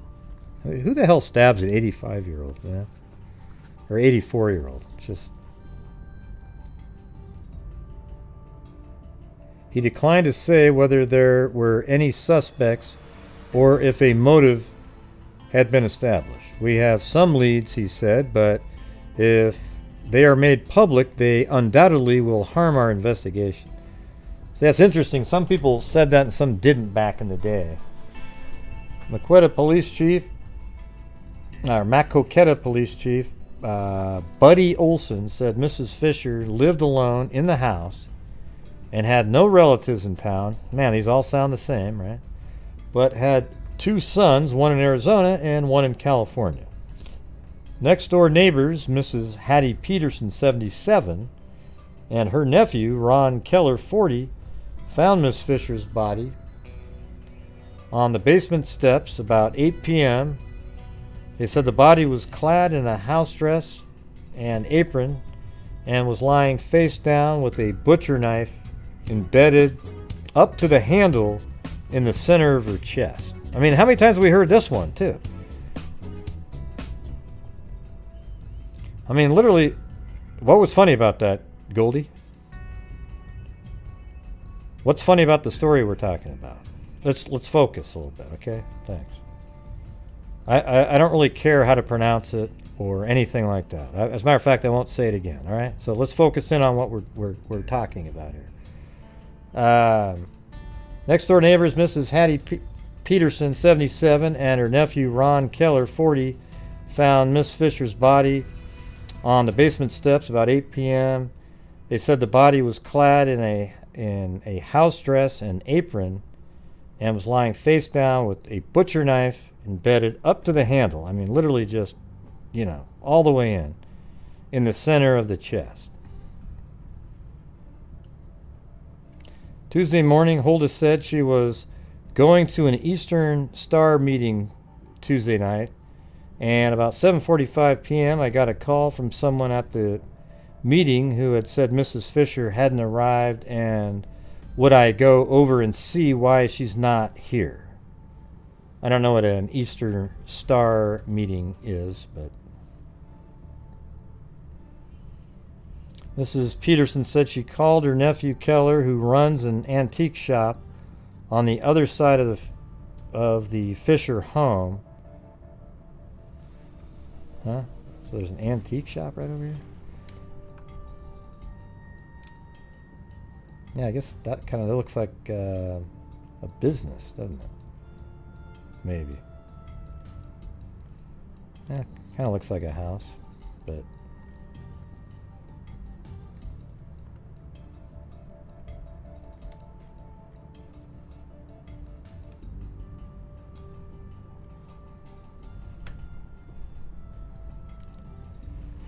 Alright, see. We also, Miss Peterson said she called her nephew Keller, who runs an antique shop on the other side of the Fisher home and who kept a key in case Miss Fisher locked herself out or in the event she wanted him to do an errand. Well, it's a little troubling at that point.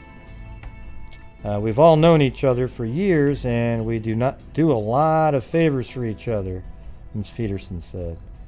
Very strange. Miss Peterson said she and Keller found the rear door open. We thought this very strange, she said, because Miss Fisher always kept her doors locked. Well, yeah, but who has a key to that door? We went in and we found the house dark, so we turned on a light. Ron went into another room and I was standing beside the basement door, so I opened it to see if she was downstairs. Then I saw her on the steps. It looked as though she had been flung down the steps. Keller said he started down the steps and at first thought Miss Fisher had fallen. He said he called his store assistant, Tom Goodwin, who has some medical training. Tom went down and found the knife and screamed, "Oh my God, she's dead." I called the police, Keller said. Cleanup attempt. Keller said it appeared that whoever entered the house had tried to clean up the blood in the kitchen and on the victim's body. He said blood had been smeared. Well, that's interesting because that makes it sound like he might have cut himself. Because why would you care at that point? Unless you were trying to make it so people didn't find her very quick. But it sounds like he tried to clean up the blood off of her body. See, that's weird. That part makes it seem like he's trying to clean up his own blood.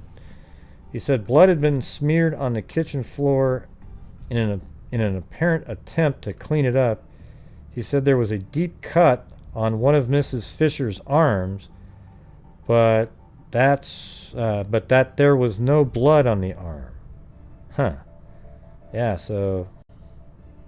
interesting. Almost like the knife slipped at some point.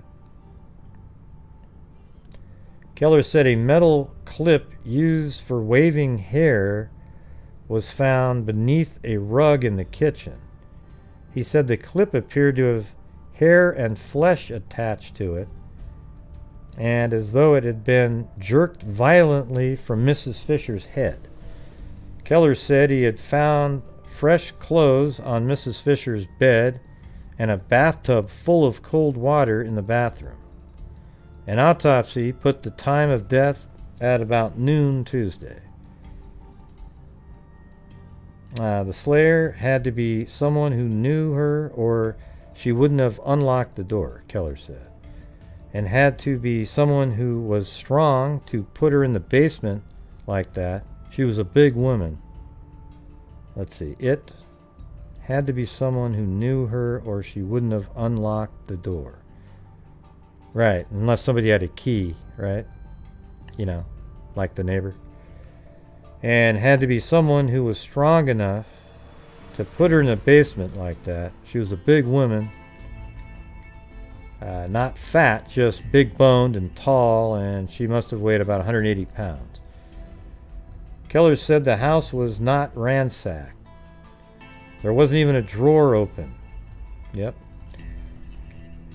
Keller said the slayer entered the Fisher yard from the alley. He said footprints in deep snow showed that the slayer walked along the side of the house and then crossed the front of the property as he left. I can't imagine what the motive for the killing was, Keller said. I know she never kept any money around the house.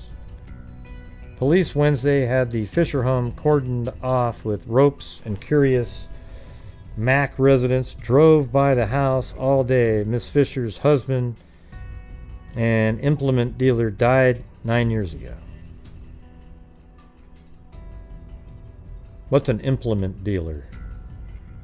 Anybody know? Who's really old in here and knows what an implement dealer is?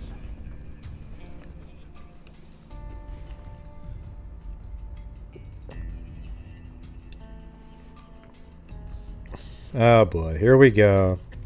The Masonic Temple. Oh, it's a Mason killing. It was, okay, is that what it is? All right.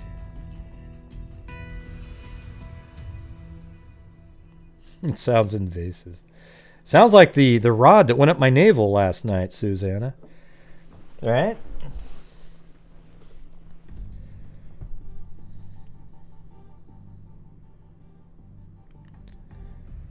Let's see, Miss Fisher's home. Yeah.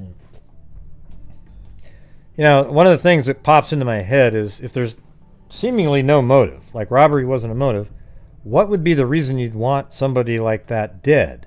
And then you think, well, inheritance, maybe. You know, so people were getting tired of waiting around for her to die already. And then maybe you get perhaps somebody to go out and do it. And, you know, maybe other family members might actually have keys to the house, right? This is what pops into my head. Because you got a killing of an 85-year-old woman. Nothing was stolen. So what would be the point? Unless it's a serial killer type person who just wanted, you know, to kill. Then if you take that out of the equation, what would be the reason to kill an 85-year-old person? You know, is it the inheritance in the house? Usually parents don't have life insurance policies for their, you know, elderly kids to collect on, right? So there could be bank accounts, things like that. Well, but they don't know if she opened the door for the killer. They assume that because she would keep her doors locked. Okay, so she must have knew the person to let them in. But what if the people, one of her neighbors had a key to let her in if she locked herself out? Now, wouldn't both of her kids have a key, even if they live far away, so that when they came into town, they could go in and out, right? So that's what I'm saying. We don't know. So you either have a maniac, psycho serial killer, or it's probably more likely a family member who was doing this. No, there wouldn't be any motive for a maintenance person. Yeah, that's just unless the maintenance person's the serial killer. Could have been a meter reader. Could have been a milkman. Could have been, you know, we could just go on and on with stuff like that. All right. So, anyways, I'm gonna move on to the next page here because that was it for that one. getting ready to take a bath.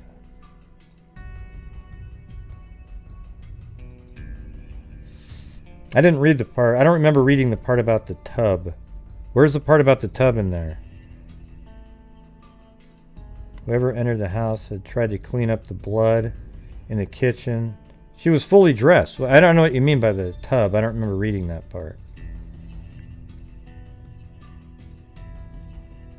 Yeah, I don't remember the tub. Oh, there it is. There it is right there.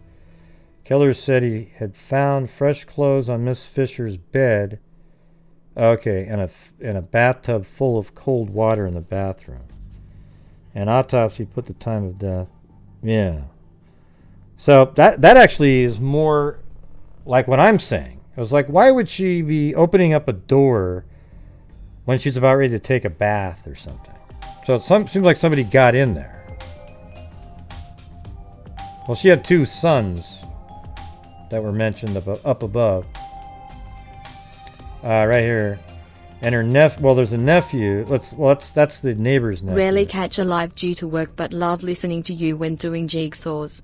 Remind me of Oscar on SS when grouchy. Smiley face.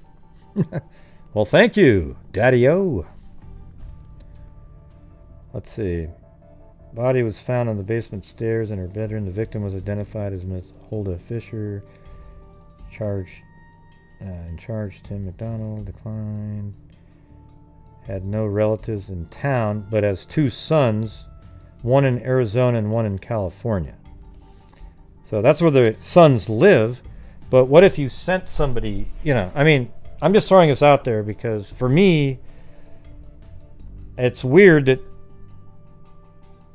that she would let somebody in that she knew in town, and yet they just went there to kill her, and she's 85 years old, and they took absolutely nothing. That doesn't make any sense. Okay, now if you're a serial killer, it makes total sense because it doesn't matter. Nothing else matters. It's the killing that they're looking forward to doing. Okay, so it's either that or somebody that she knows and very possibly might have even had a key to the house, right?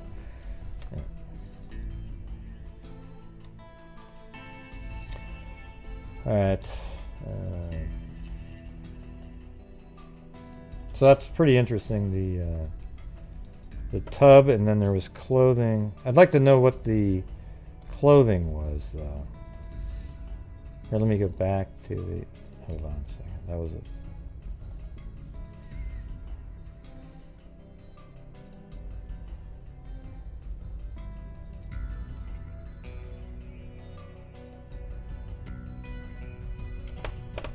Fisher's bed. Okay. Found fresh clothes on Miss Fisher's bed. So that sounds like she was, she wasn't like getting ready for bed. It almost indicates like she was killed, or maybe it was like at 5 or 6 at night, and she was changing clothes to go to that event. What was the event that was up here? She was supposed to go to that event that you mentioned earlier, the Masonic event, right? So she was about to get ready to go to that, and then she was killed before she was even able to take the bath. And the reason the water was cold is because she wasn't found for hours later, and the bathtub water cooled down to the room temperature. Yeah, so there you go. What do you think of that?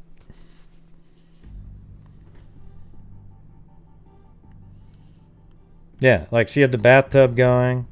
She had the clothes out, and maybe she was cooking something in the kitchen to take with her to that event.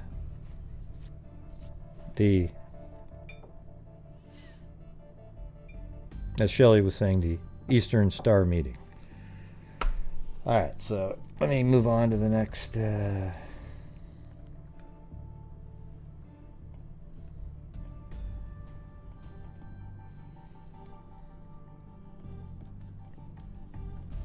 Yeah, probably in the kitchen, had the bath drawn.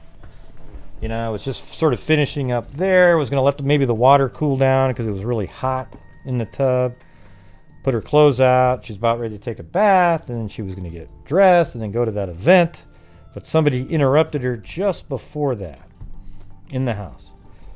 So Iowa MAC authorities and agents of the Bureau of Criminal Investigation, BCI, continued their search Thursday for a motive to the stabbing death of Mrs. Hulda Fischer, 84.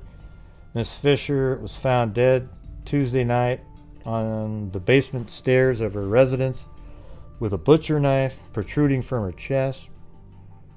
Craig Beek, director of the BCI, said Thursday night that no motive had been established, nor were there any leads on a suspect.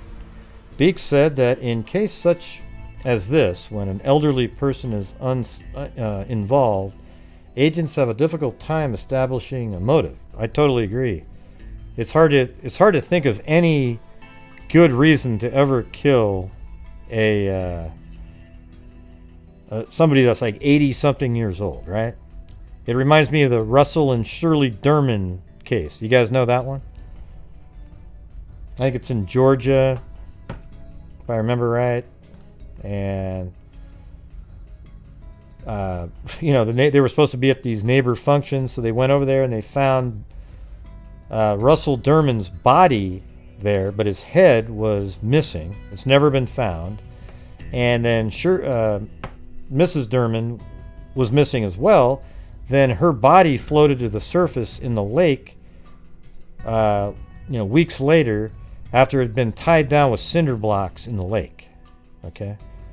So who the hell kills people like that? Well, she's 84, but I don't know. Yeah, it is kind of a dumb question. What does it even matter if she was driving or not?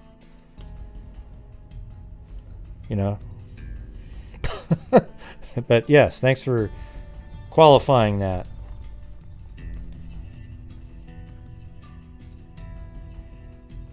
Let me see. You're asking that question to wonder if somebody was supposed to pick her up to take her to the event, right?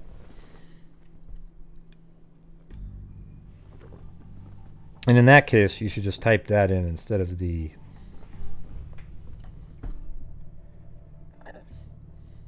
gobshits do things like that. Well, that's what I was saying is, inheritance. Remember, that's what we were saying, Rebecca. Were you here for that?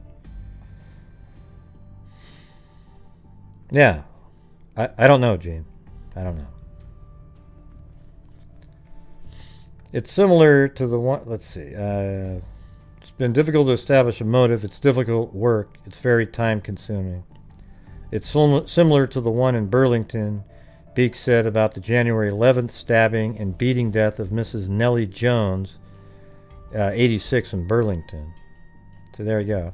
He said it would be merely speculating. Here, let me check something really quick. What year? This is the 1975.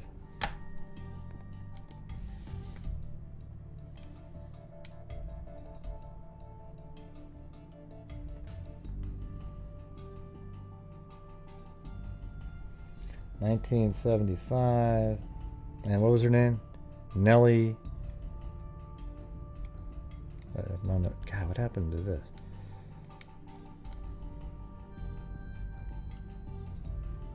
Nellie Jones.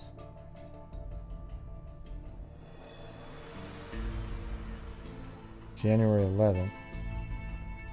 Yeah, so her murder, I think, was solved.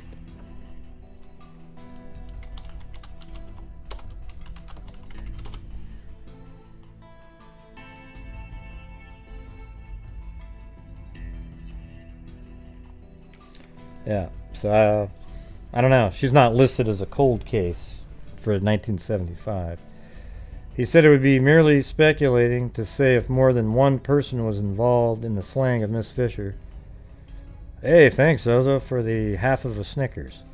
Miss Fisher was discovered by Ron Keller and his aunt, Miss Haiti Patterson, when Mrs. Peterson received a phone call about 7:30 p.m. Tuesday from a member of the Order of Eastern Star. She phoned to inquire where Miss Fisher was because she was expected to at the organization meeting. Let's see. Order of the... Yeah, so now it's the Order of the Eastern Star. So that sounds more like... Eastern Star. Let's see. Hey, it's a Freemason. Yo-ho-ho! Man. Whoa! Do you think it was the Freemasons that they'd convinced her to write over the inner will, the property to their temple, and got tired of waiting for her to kick the bucket and sent over a Freemason to... There you go. All right. Case solved, everybody. Case solved.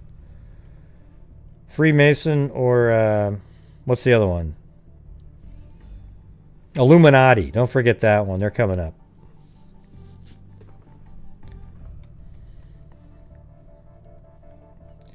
He said it would be merely speculating to say if more than one person was involved in the slaying of Mrs. Fisher, who lived alone in the one-story frame house on 5th Street. Miss Fisher was discovered by Ron Keller and his aunt. Yeah. Miss Haiti Peterson, when Mrs. Peterson received a phone call at 7:30 p.m. Tuesday from a member of the Order of the Eastern Star, she phoned to inquire where Miss Fisher was because she was expected at the organization's meeting. And she's probably going to bring some cookies. Keller and Mrs. Peterson went to the Fisher's residence to check on her and found her body slumped on the basement stairs and floor, clothed in a house dress and an apron. Keller phoned the Jackson County Sheriff's Department, which then notified city police. Olson said that although the death was discovered at 7:50 p.m., no information was released until the next morning because a pathologist did not begin his investigation until after 7 a.m. Wednesday.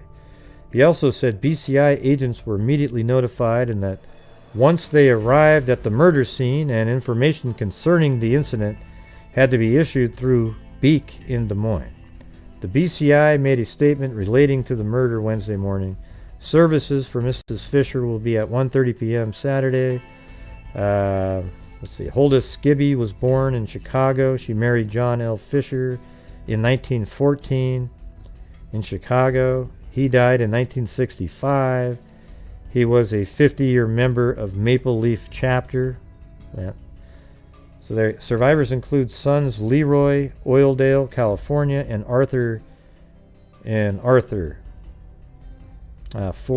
Vista, California. 4 grandchildren and a sister.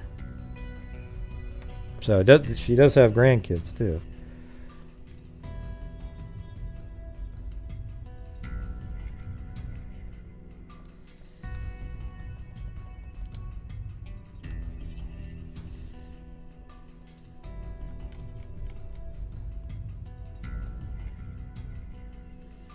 Lie detector tests and slang. So, lie detector tests have been administered during the investigation into the slaying of the Mac woman. Iowa Bureau of Criminal Investigation Director Craig Beek said Tuesday the BCI is investigating the apparent murder.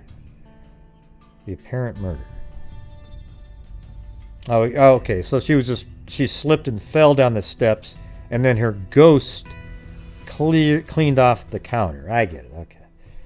Who was found in her home February 25th with a butcher knife in her chest. Yeah, she slipped on the butcher knife and then her ghost went and smeared the blood around in the kitchen. Yeah.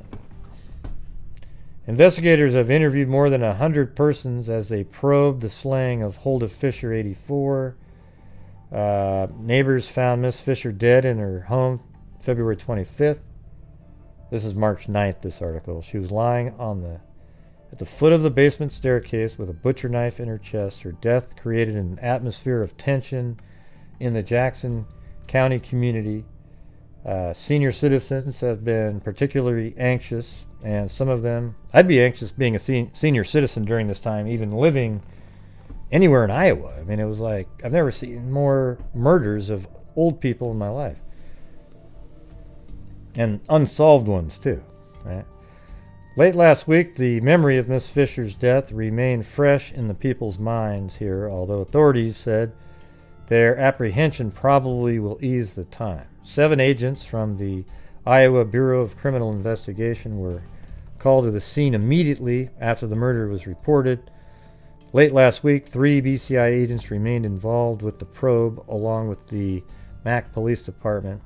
The Jackson County Sheriff's Department, which had assisted in the beginning of the investigation, is no longer directly involved with the work. Officials have been interviewing people who knew Miss Fisher. A neighbor of Miss Fisher said he believed the woman was killed by someone who knew her. Well, there you go. Keller said Miss Fisher kept doors to her home locked all the time.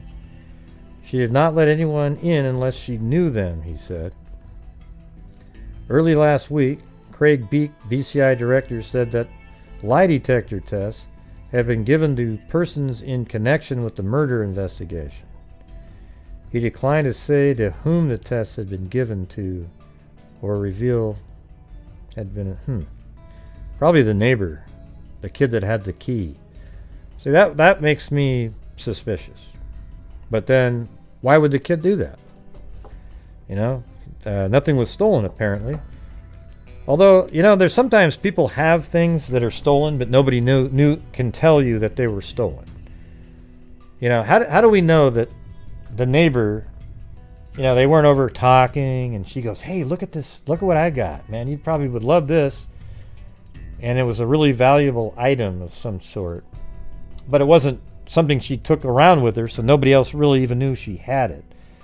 And so then she's killed for that item, but we don't know what the item is, right?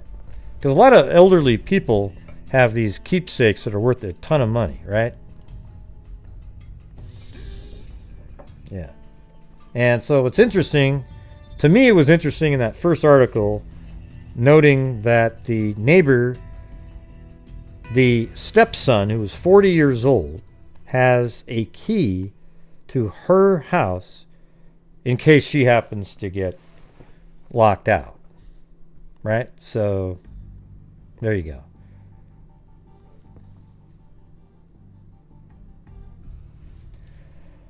Good boy.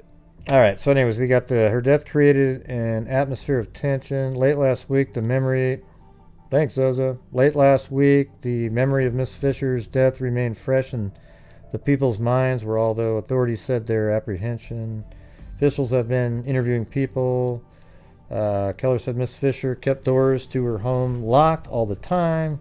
She did not let anyone unless she knew them, he said. Early last week, Craig Beek, BCI director, said that lie detector tests were given. He declined to say to who. In announcing the reward, bank officials said the information must be given to the Makokata. Yeah, see, that even said it differently 4 times and then pronounced it differently on the last one. In announcing the reward, bank officials said the information must be given to the Mac Police Department before March 20th. All right. Then there was an article in 1994, kind of just disappeared back then. Ron Keller knew something was wrong that cold February night 19 years ago when he and a friend entered the Mac home of his neighbor Hulda Fischer. Members of a club she belonged to were concerned because she failed to show up for regular meetings.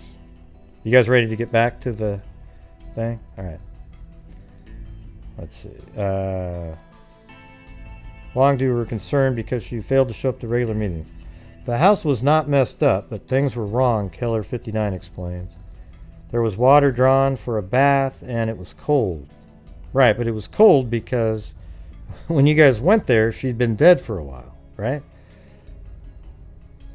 There was dishwater in the sink, and her underthings were laid out on her bed. Okay, so now they're saying under things, not another set of clothing. So that could be that almost like she was getting ready to go to sleep. Or, you know, I don't know if that's exactly what that means, but maybe it was just her under things that she could then put more clothing on the top. You know, maybe she's somebody that, I don't know, it's interesting. Almost like she wasn't planning on going to that event. Or, let's see. That was just the clothing that goes on underneath the dress that she might put on. Were laid out on her bed. Now Hulda was a very neat and modest lady of the old school and would never have left her house like that. Right. Because she intended to, if they were just underclothing, maybe that's what she was going to put on and then go to the closet to take a dress to put over the top of that. Right? So she just hadn't started actually taking her bath to get ready to go to that Masonic event.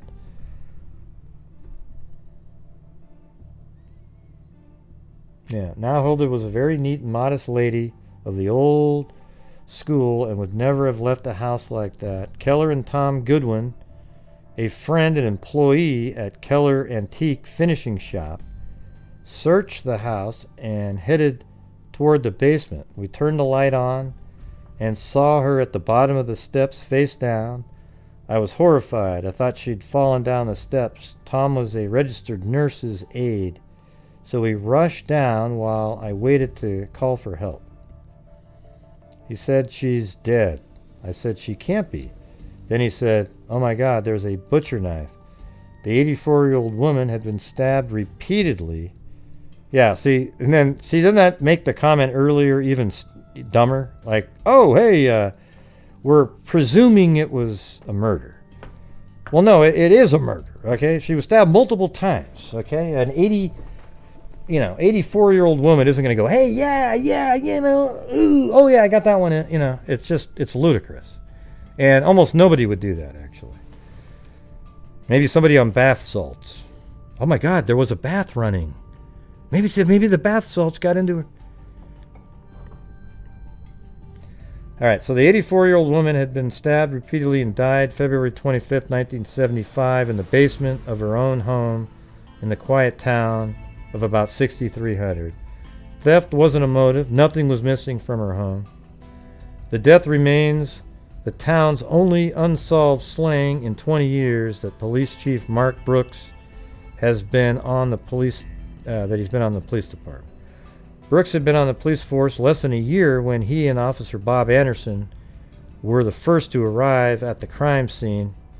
I was intrigued by it, he adds. You hear about you hear about that happening in bigger towns. You expect to handle civil disturbances and barking dogs. Since then, there have been only 2 other slayings in town. Both were solved. Ironically, Keller's friend Tom Goodwin was the victim of one of the slayings in 1984. Well, isn't Keller the... Ron Keller knew something was wrong. Isn't he the 40-year-old? Let me go back to that first article here. Second one. This one right here. The long one.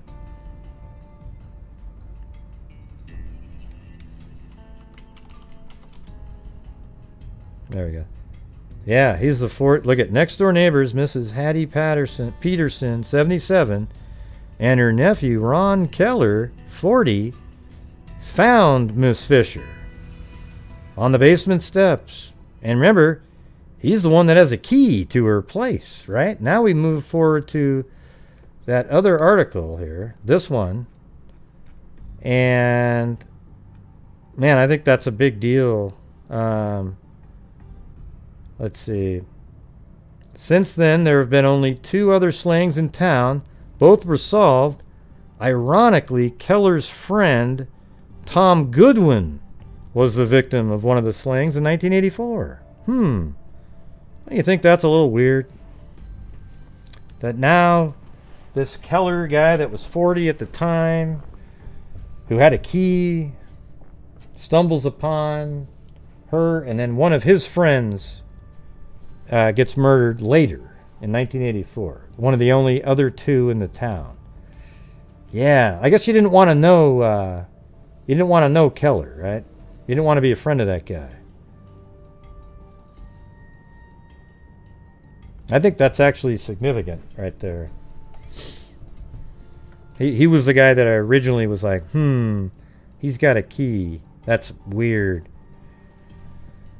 Let's see. For weeks after Hulda's death, since then there have been only 2 other slayings in town. Both were solved. Ironically, Keller's friend, Tom Goodwin, was the victim of one of the slayings in 1984. For weeks after Hulda's death, Keller thought police considered him a suspect. Well, I would have too. They had nothing else to go on, he said. Everybody was under suspicion. It's interesting that he even brought that up, you know? Like, why would you even bring that up? His modern upholstery and antiques business and home shared a backyard with Hulda's. We shared the same garden, the same yard, the same clothesline. She was just like family. Now he's selling. Oh, God, there's no way I would have done that. They even thought I was a suspect. Those schmucks. Like a grandma. She was like a grandma to me. She'd bring bread over every week. Hulda often joined. Okay, you know what I'm going to do here in a minute. Oh, let's see. Ironically, Keller's friend. Well, let's check something out here. Hold on a second.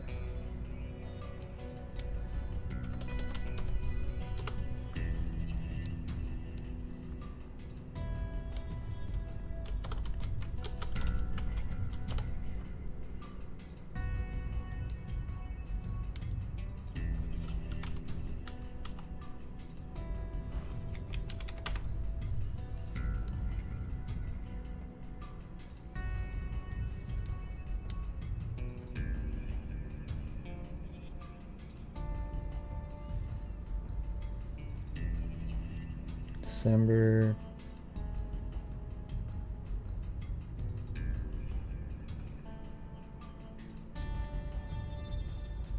The authorities plan to question 2 Mac men arrested Sunday in Austin, Texas about the recent slaying of a Marquette man. Tom Goodwin, 41, was found dead of suffocation in his hotel apartment last week, and police said they are treating the death as a homicide.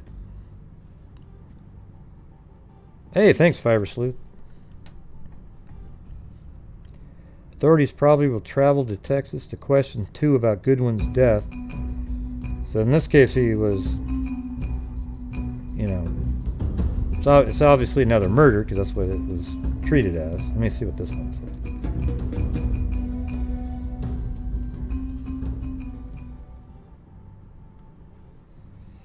Did they give a date for that one? 1984. I'm trying to get to the first part of it.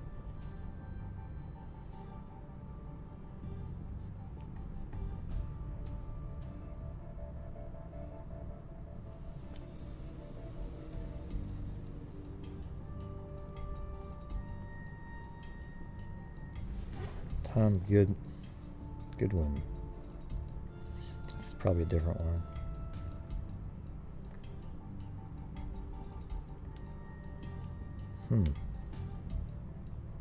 That was Sunday. He was killed on Sunday, and this is Tuesday.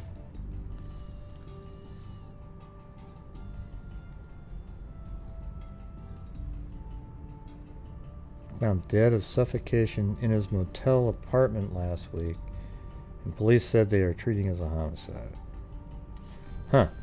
Well, anyways, I find it interesting that you know, the one person who had the key to her house, to Hulda Fischer's home, has another friend in a town of 6,300 and only 3 murders in the entire town.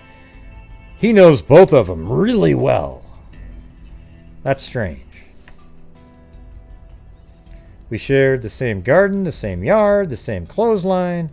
She was just like family, like a grandma to me. she'd bring bread over every week and hold off and joined him his employees, his housekeeper, and his elderly aunt for lunch at the shop, he says. We didn't invite her that day because it was such terrible weather and we knew she wouldn't want to come out. Sounds like another sort of oddity, something that wasn't normal. Like she would go over every single day except the one day she was killed. But while we were eating, someone said, "Do you hear something? It sounds like someone hollering." Okay, I'd like to hear the witness for that. And now, if that's a true thing that happened, and there's somebody that literally can verify that they heard that, then that would help him out. Do you hear something? It sounds like someone hollering. The rest of us didn't hear it. Okay. Okay. Right, okay. Yeah, that means she didn't hear a damn thing. All right, and that means you're just making it up. The rest of us didn't hear it because the wind was howling outside so loud. But then how come that person heard something? I think you're just making that part of the story up, and you don't even remember which one said it. And it's just sort of this vague statement. So even if they went back to ask the people that happened to be there for lunch, they might not even remember who was there for lunch. And then, I don't remember if I heard something or not. It was kind of a... so it seems like one of those statements somebody makes just to kind of place him elsewhere. You see? Oh, wait, I was somewhere else because somebody else heard something. I mean, it's possible, but that's what it sounds like now. It's the rest of us didn't hear a damn thing, but they said they heard something, so that must have been it, and I was over here with all those people. The autopsy, and it could have been that they did all have lunch together, and then she was killed later, but he's trying to make the time seem like the time that they were having lunch. But you might ask yourself, well, the time you were having lunch, does that make sense for her drawing a bath and having the clothing on the bed that she did at that time? Does that make sense? And maybe not. Maybe it would make more sense if it was 4 o'clock in the afternoon for the evening event at the Mason Lodge. Yeah. No, Christola. That's absolutely unrelated to anything that we're talking about at this point. The autopsy showed Fisher died about noon, 8 hours before she was found. So, that is interesting. Now we've got an autopsy time. It sounds like someone hollering. The rest of it didn't.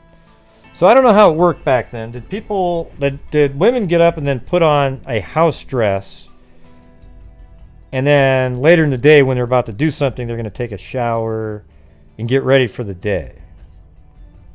I don't know how it worked. But if this is true, the autopsy showed Fisher died about noon, 8 hours before she was found.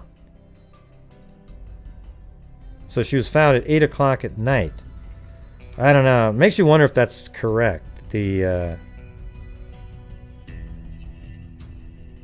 Yeah, you just misheard the whole thing, Christola. Your comment just had nothing to do with what we were saying. Okay? That means you showed up for one sentence and then jumped in with something to say. Alright, so so noon. That's interesting. So she was just going to get ready for the day, perhaps, but it also could be that the time of death isn't accurate, which a lot of autopsies weren't back then.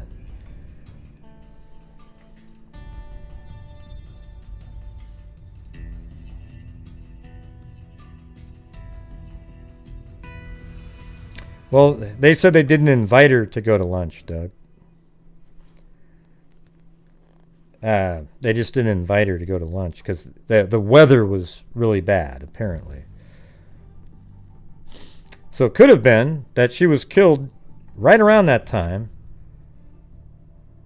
And then, I don't know, or just after that. Well, I don't know. It seems like maybe she would have been killed just before lunch And then you have lunch as your alibi. Oh, did you hear something? And then that places you somewhere other than that place. Man, I'm really suspicious of that guy. You know, he really, man, that doesn't sound good for him. A town of 6,300 people. There's been only 3 murders, and he knows 2 of them really well. And he had a key to her house. Of course, police thought he was involved. As a matter of fact, when he says down below, hey, you know, we up here he says, hey, I think they thought I was involved at some point. Right, because you're one of the people they did the lie detector test on. And you know that. So, of course, you know that they think that. I'd like to know what the results are, even though I don't believe in them. They're, you know, not really that accurate.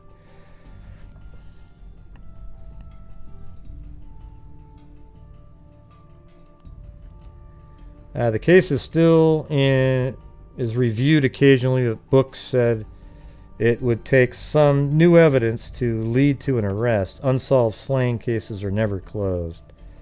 At the time of Fisher's death, Max State Bank offered a $1,000 reward. Keller believes that Hulda's killer knew her because there was no sign of forced entry. Check on the neighbor. Keller, right? Oh, wait, no, this is Keller saying that. Keller's friend, Tom. Wait, hold on a second. Yeah, Keller is the guy, right? Tom Goodwin, a friend and employee at Keller's Antique. Okay, so this is Keller saying this up here. So now, what is he referring to himself? Hey, Keller believes that Hulda's killer knew her because there was no sign of forced entry. And the killer knew of her habit of notifying him by light signals whether she was home or away. What the hell? Now he's even got more stuff in there. And the killer knew of her habit of notifying him. See, now he's trying to make another alibi for himself. You know, wow, I thought it was weird when I didn't get the signal, right? This guy's he's like a clown. Are you kidding me? Hey, look at, and the killer knew of her habit of notifying him by light signals whether she was home or away. Oh, man. He still hopes police will find Hulda's killer. You know what he sounds like? That guy that wrote the comment on my video. You know? Like, I sure hope if the police just did their job, they would have. He still hopes police will find Hulda's killer. I still think about it every day. I'm sure you do. Maybe someone on their deathbed will have a change of heart and confess to it. Yeah, keep that in mind. Brooks says there was at least one suspect, but not enough evidence for a conviction. So, I don't know if it was this guy, but man, if I was police and I heard all this stuff, I'd be really suspicious, But maybe he didn't have any marks on him. Maybe he could be totally innocent, but very suspicious.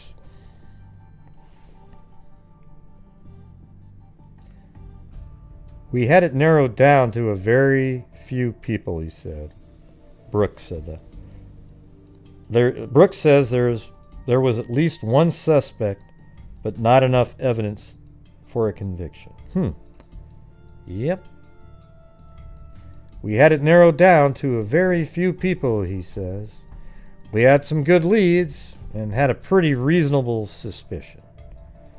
The case still is reviewed occasionally, but Brooks said it would take some new evidence to lead to an arrest. I wonder if that's the building right back there. That makes sense. That doesn't look like a house right there.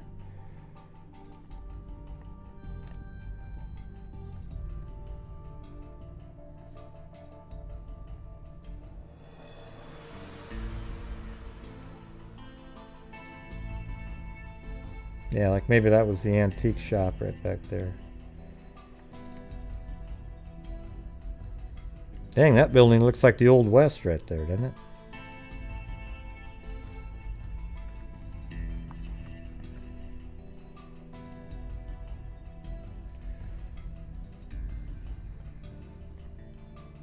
Yeah. So right now we're about a third on the super chat charity donations of a typical night for 2.5 hours of time going over these cases. So that was where this is it from above, but let me see what it looked like in 93 if it's any different. Yeah, see, that's the same. So 94, everything's the same. That's her house right there. And then I think that, well, it's either this building or this building. I believe it was the antique shop.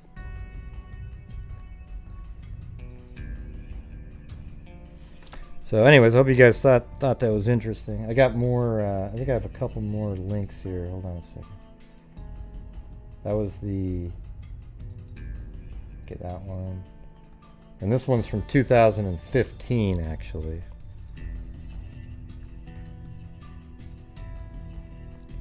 "40-year-old murder likely never will be solved." See, Iowa officials are holding out little hope of solving the murder of an 84-year-old woman 40 years ago in Mac, according to a former police investigator in the case.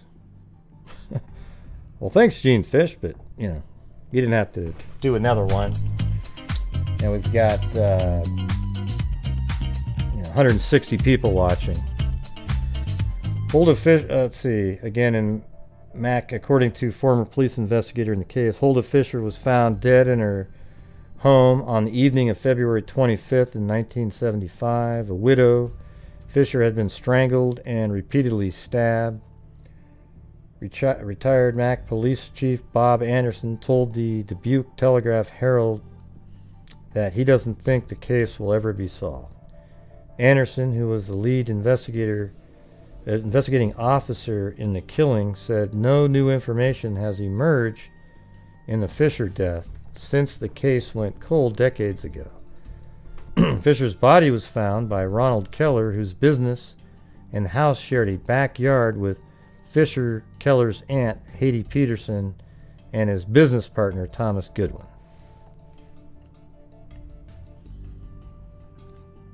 But thank you, Gene. Those neighbors grew concerned when Fischer did not attend a scheduled social meeting and went to Fischer's home looking for her. There they found clothes laid out on her bed and cold water in a bathtub. They then spotted one of her legs while peering down a basement door.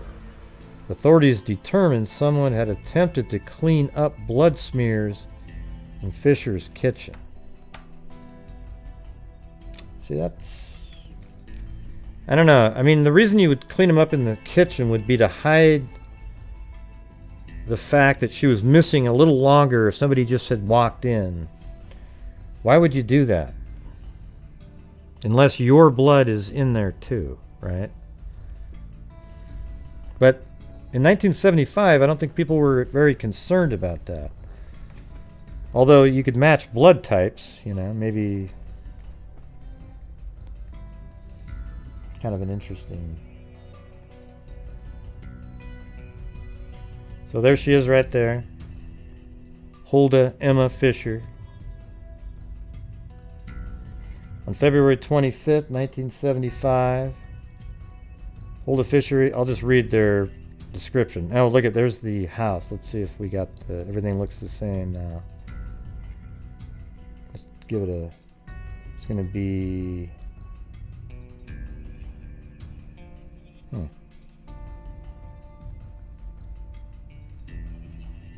They almost look like they're looking at that house. Or maybe they're from the back of it or something.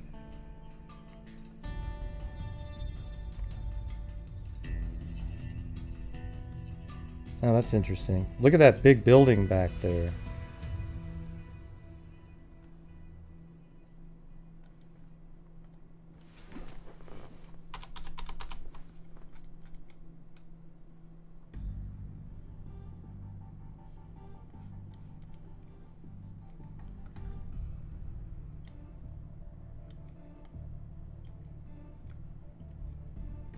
Yeah, I think that image is taken from right here back this way. Oh, yeah. That's exactly right. See, there you go. See that? There's the stop sign with the pole with the street sign. And then right back there, that exact roof, that built house, everything. And now you can see everything's the same. Even that building back there. This one isn't there.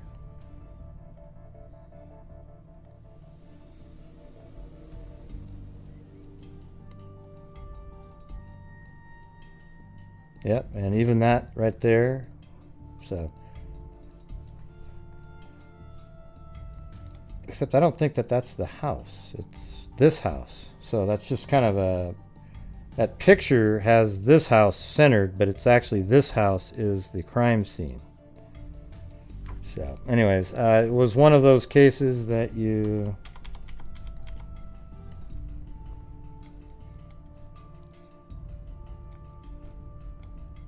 On February 25th, 1975, Hulda Fischer, 84, was stabbed repeatedly with a butcher knife and strangled in her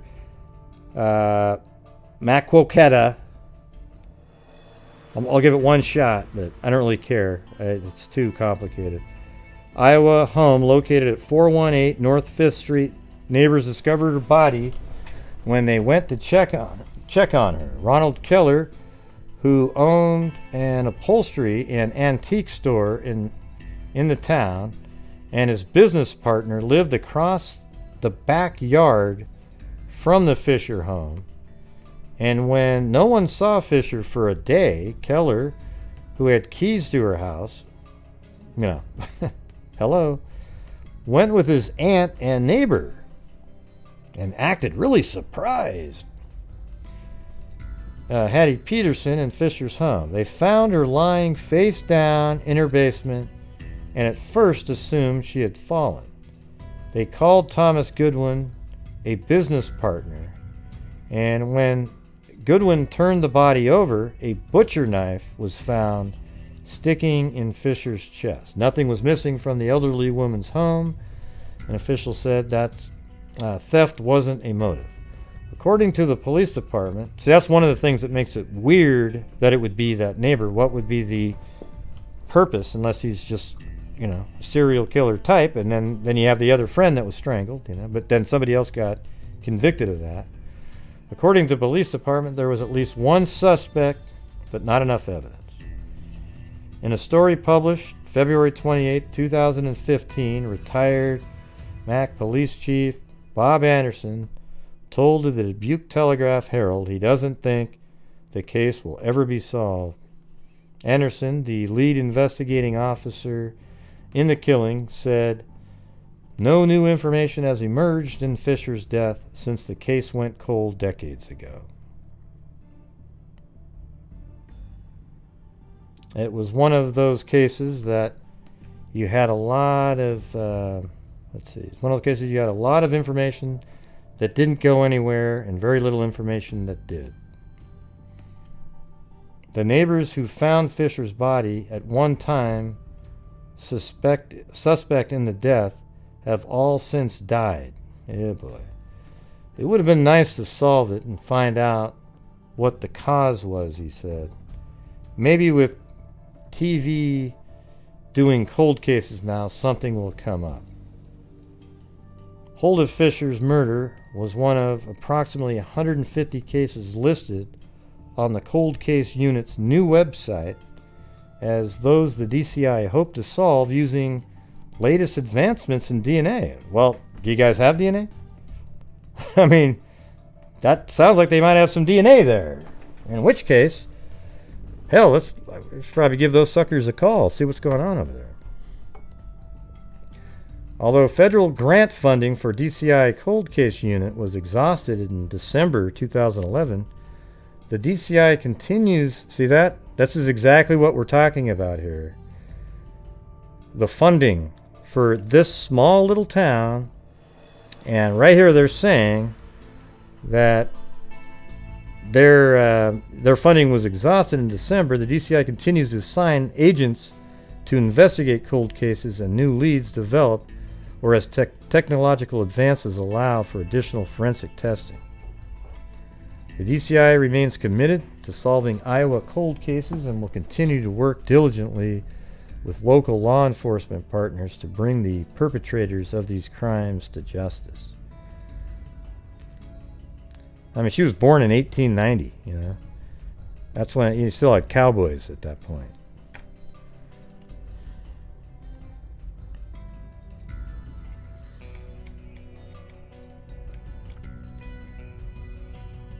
Well, there you go, everybody. That's it. I don't have any more to present tonight. That was it. Hope you guys found those interesting.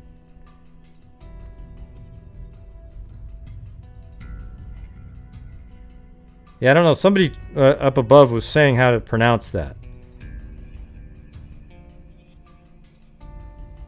Yeah, that's what I said. Ma coqueta, right? Oh, shit.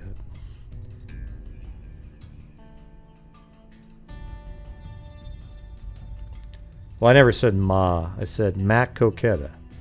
So it's really Ma coqueta. Okay. Well, I've been on here for almost 3 hours. Plus, it's, you know, one of those really slow nights. So maybe I'll save, if I get anything else, I'll save it for another one. So, anyways, I appreciate everybody showing up tonight. You know, we're doing pretty well for the month so far, though, which is good. And I've been working on my own script for one of these videos that's going to go on Nefarious. So I'm just waiting for my wife to go back to work for a couple days because whenever she's around, there's too much sound to record anything. So I think I'm going to record that. And then I think that's what I'm going to do. What I'm going to do is I'm going to put it on both channels, but the version that goes on this channel will be me saying to go sign up on the other channel with the link down below, and then it'll have the full video. And then, you know, at the end of each video, I'm going to be bringing up the points that I, you know, was thinking about. So it won't be the script part. It'll just be like my thoughts. Boom, boom, boom, boom, boom, boom, boom. Okay? Put those in there, and those will be at the end of the videos. And but so what I'll do is I'll have a version that goes on to Nefarious where there's no intro. I mean, it's just the regular intro that I showed you guys. The Nefarious intro. The one that'll be on this site will be me just like this, you know, with maybe my head bigger, saying, hey, everybody, you know, the new channel. These are the type of videos that'll be on there. Make sure to sign up, blah, blah, blah, blah, blah. And that's it. Okay? And then I'll play the video and you'll see the whole thing. But then there's going to be a time where I stop putting them on this site. You won't ever get to see them over here.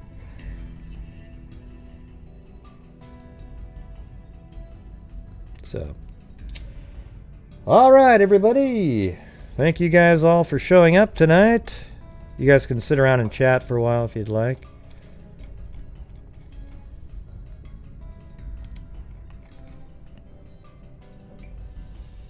But yeah, it's almost been 3 hours again. 2 hours, 49 minutes. Hey, no problem, no problem.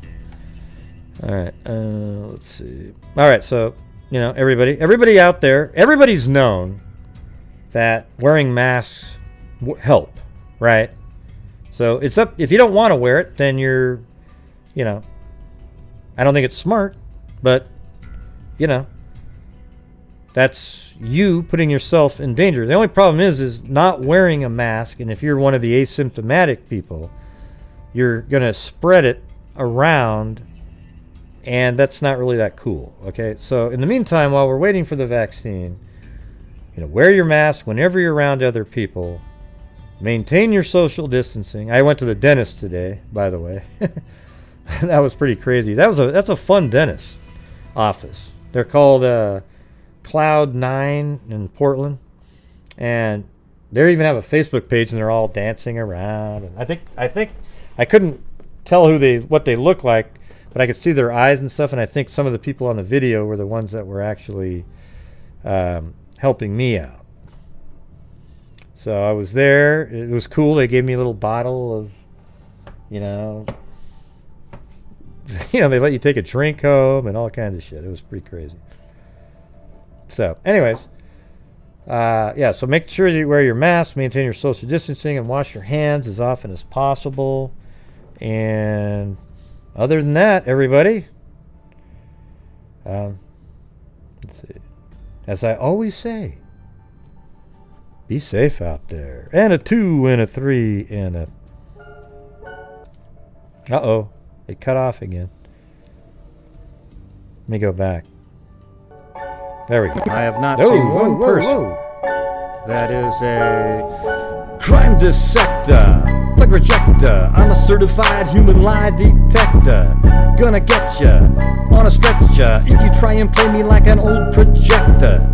Crime sector is my nectar. Professor Greg is gonna give another lecture. Crime collector, free connector, and I'm always gonna be a pup protector. Fool deflector, interceptor, and I'm meaner than a spectre with a vector on his pector. With all respect, y'all, just remember I've a temple fucking check ya.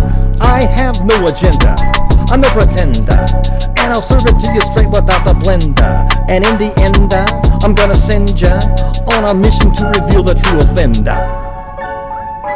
Alright! Yeah, so I'll just get right back to work. All right? Hey, that was cool, man, that was cool.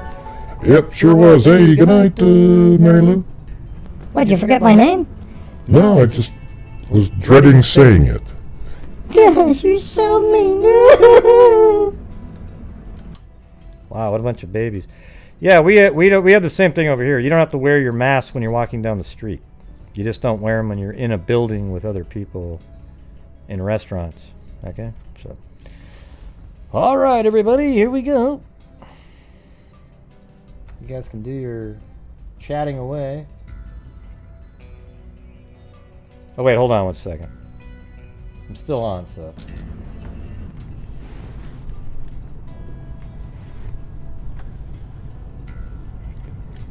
So thank you to Richard Watts.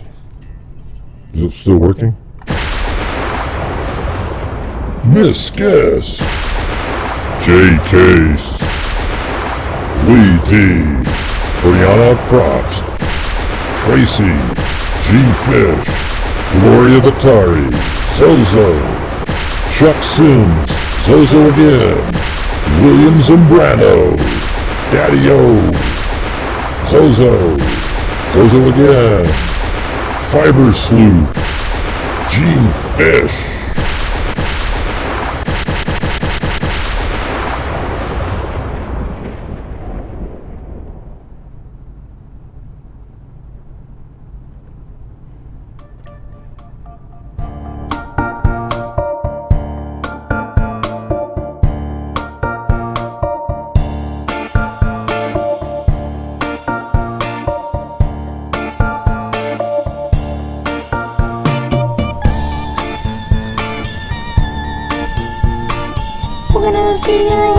Put on the radio and on the top.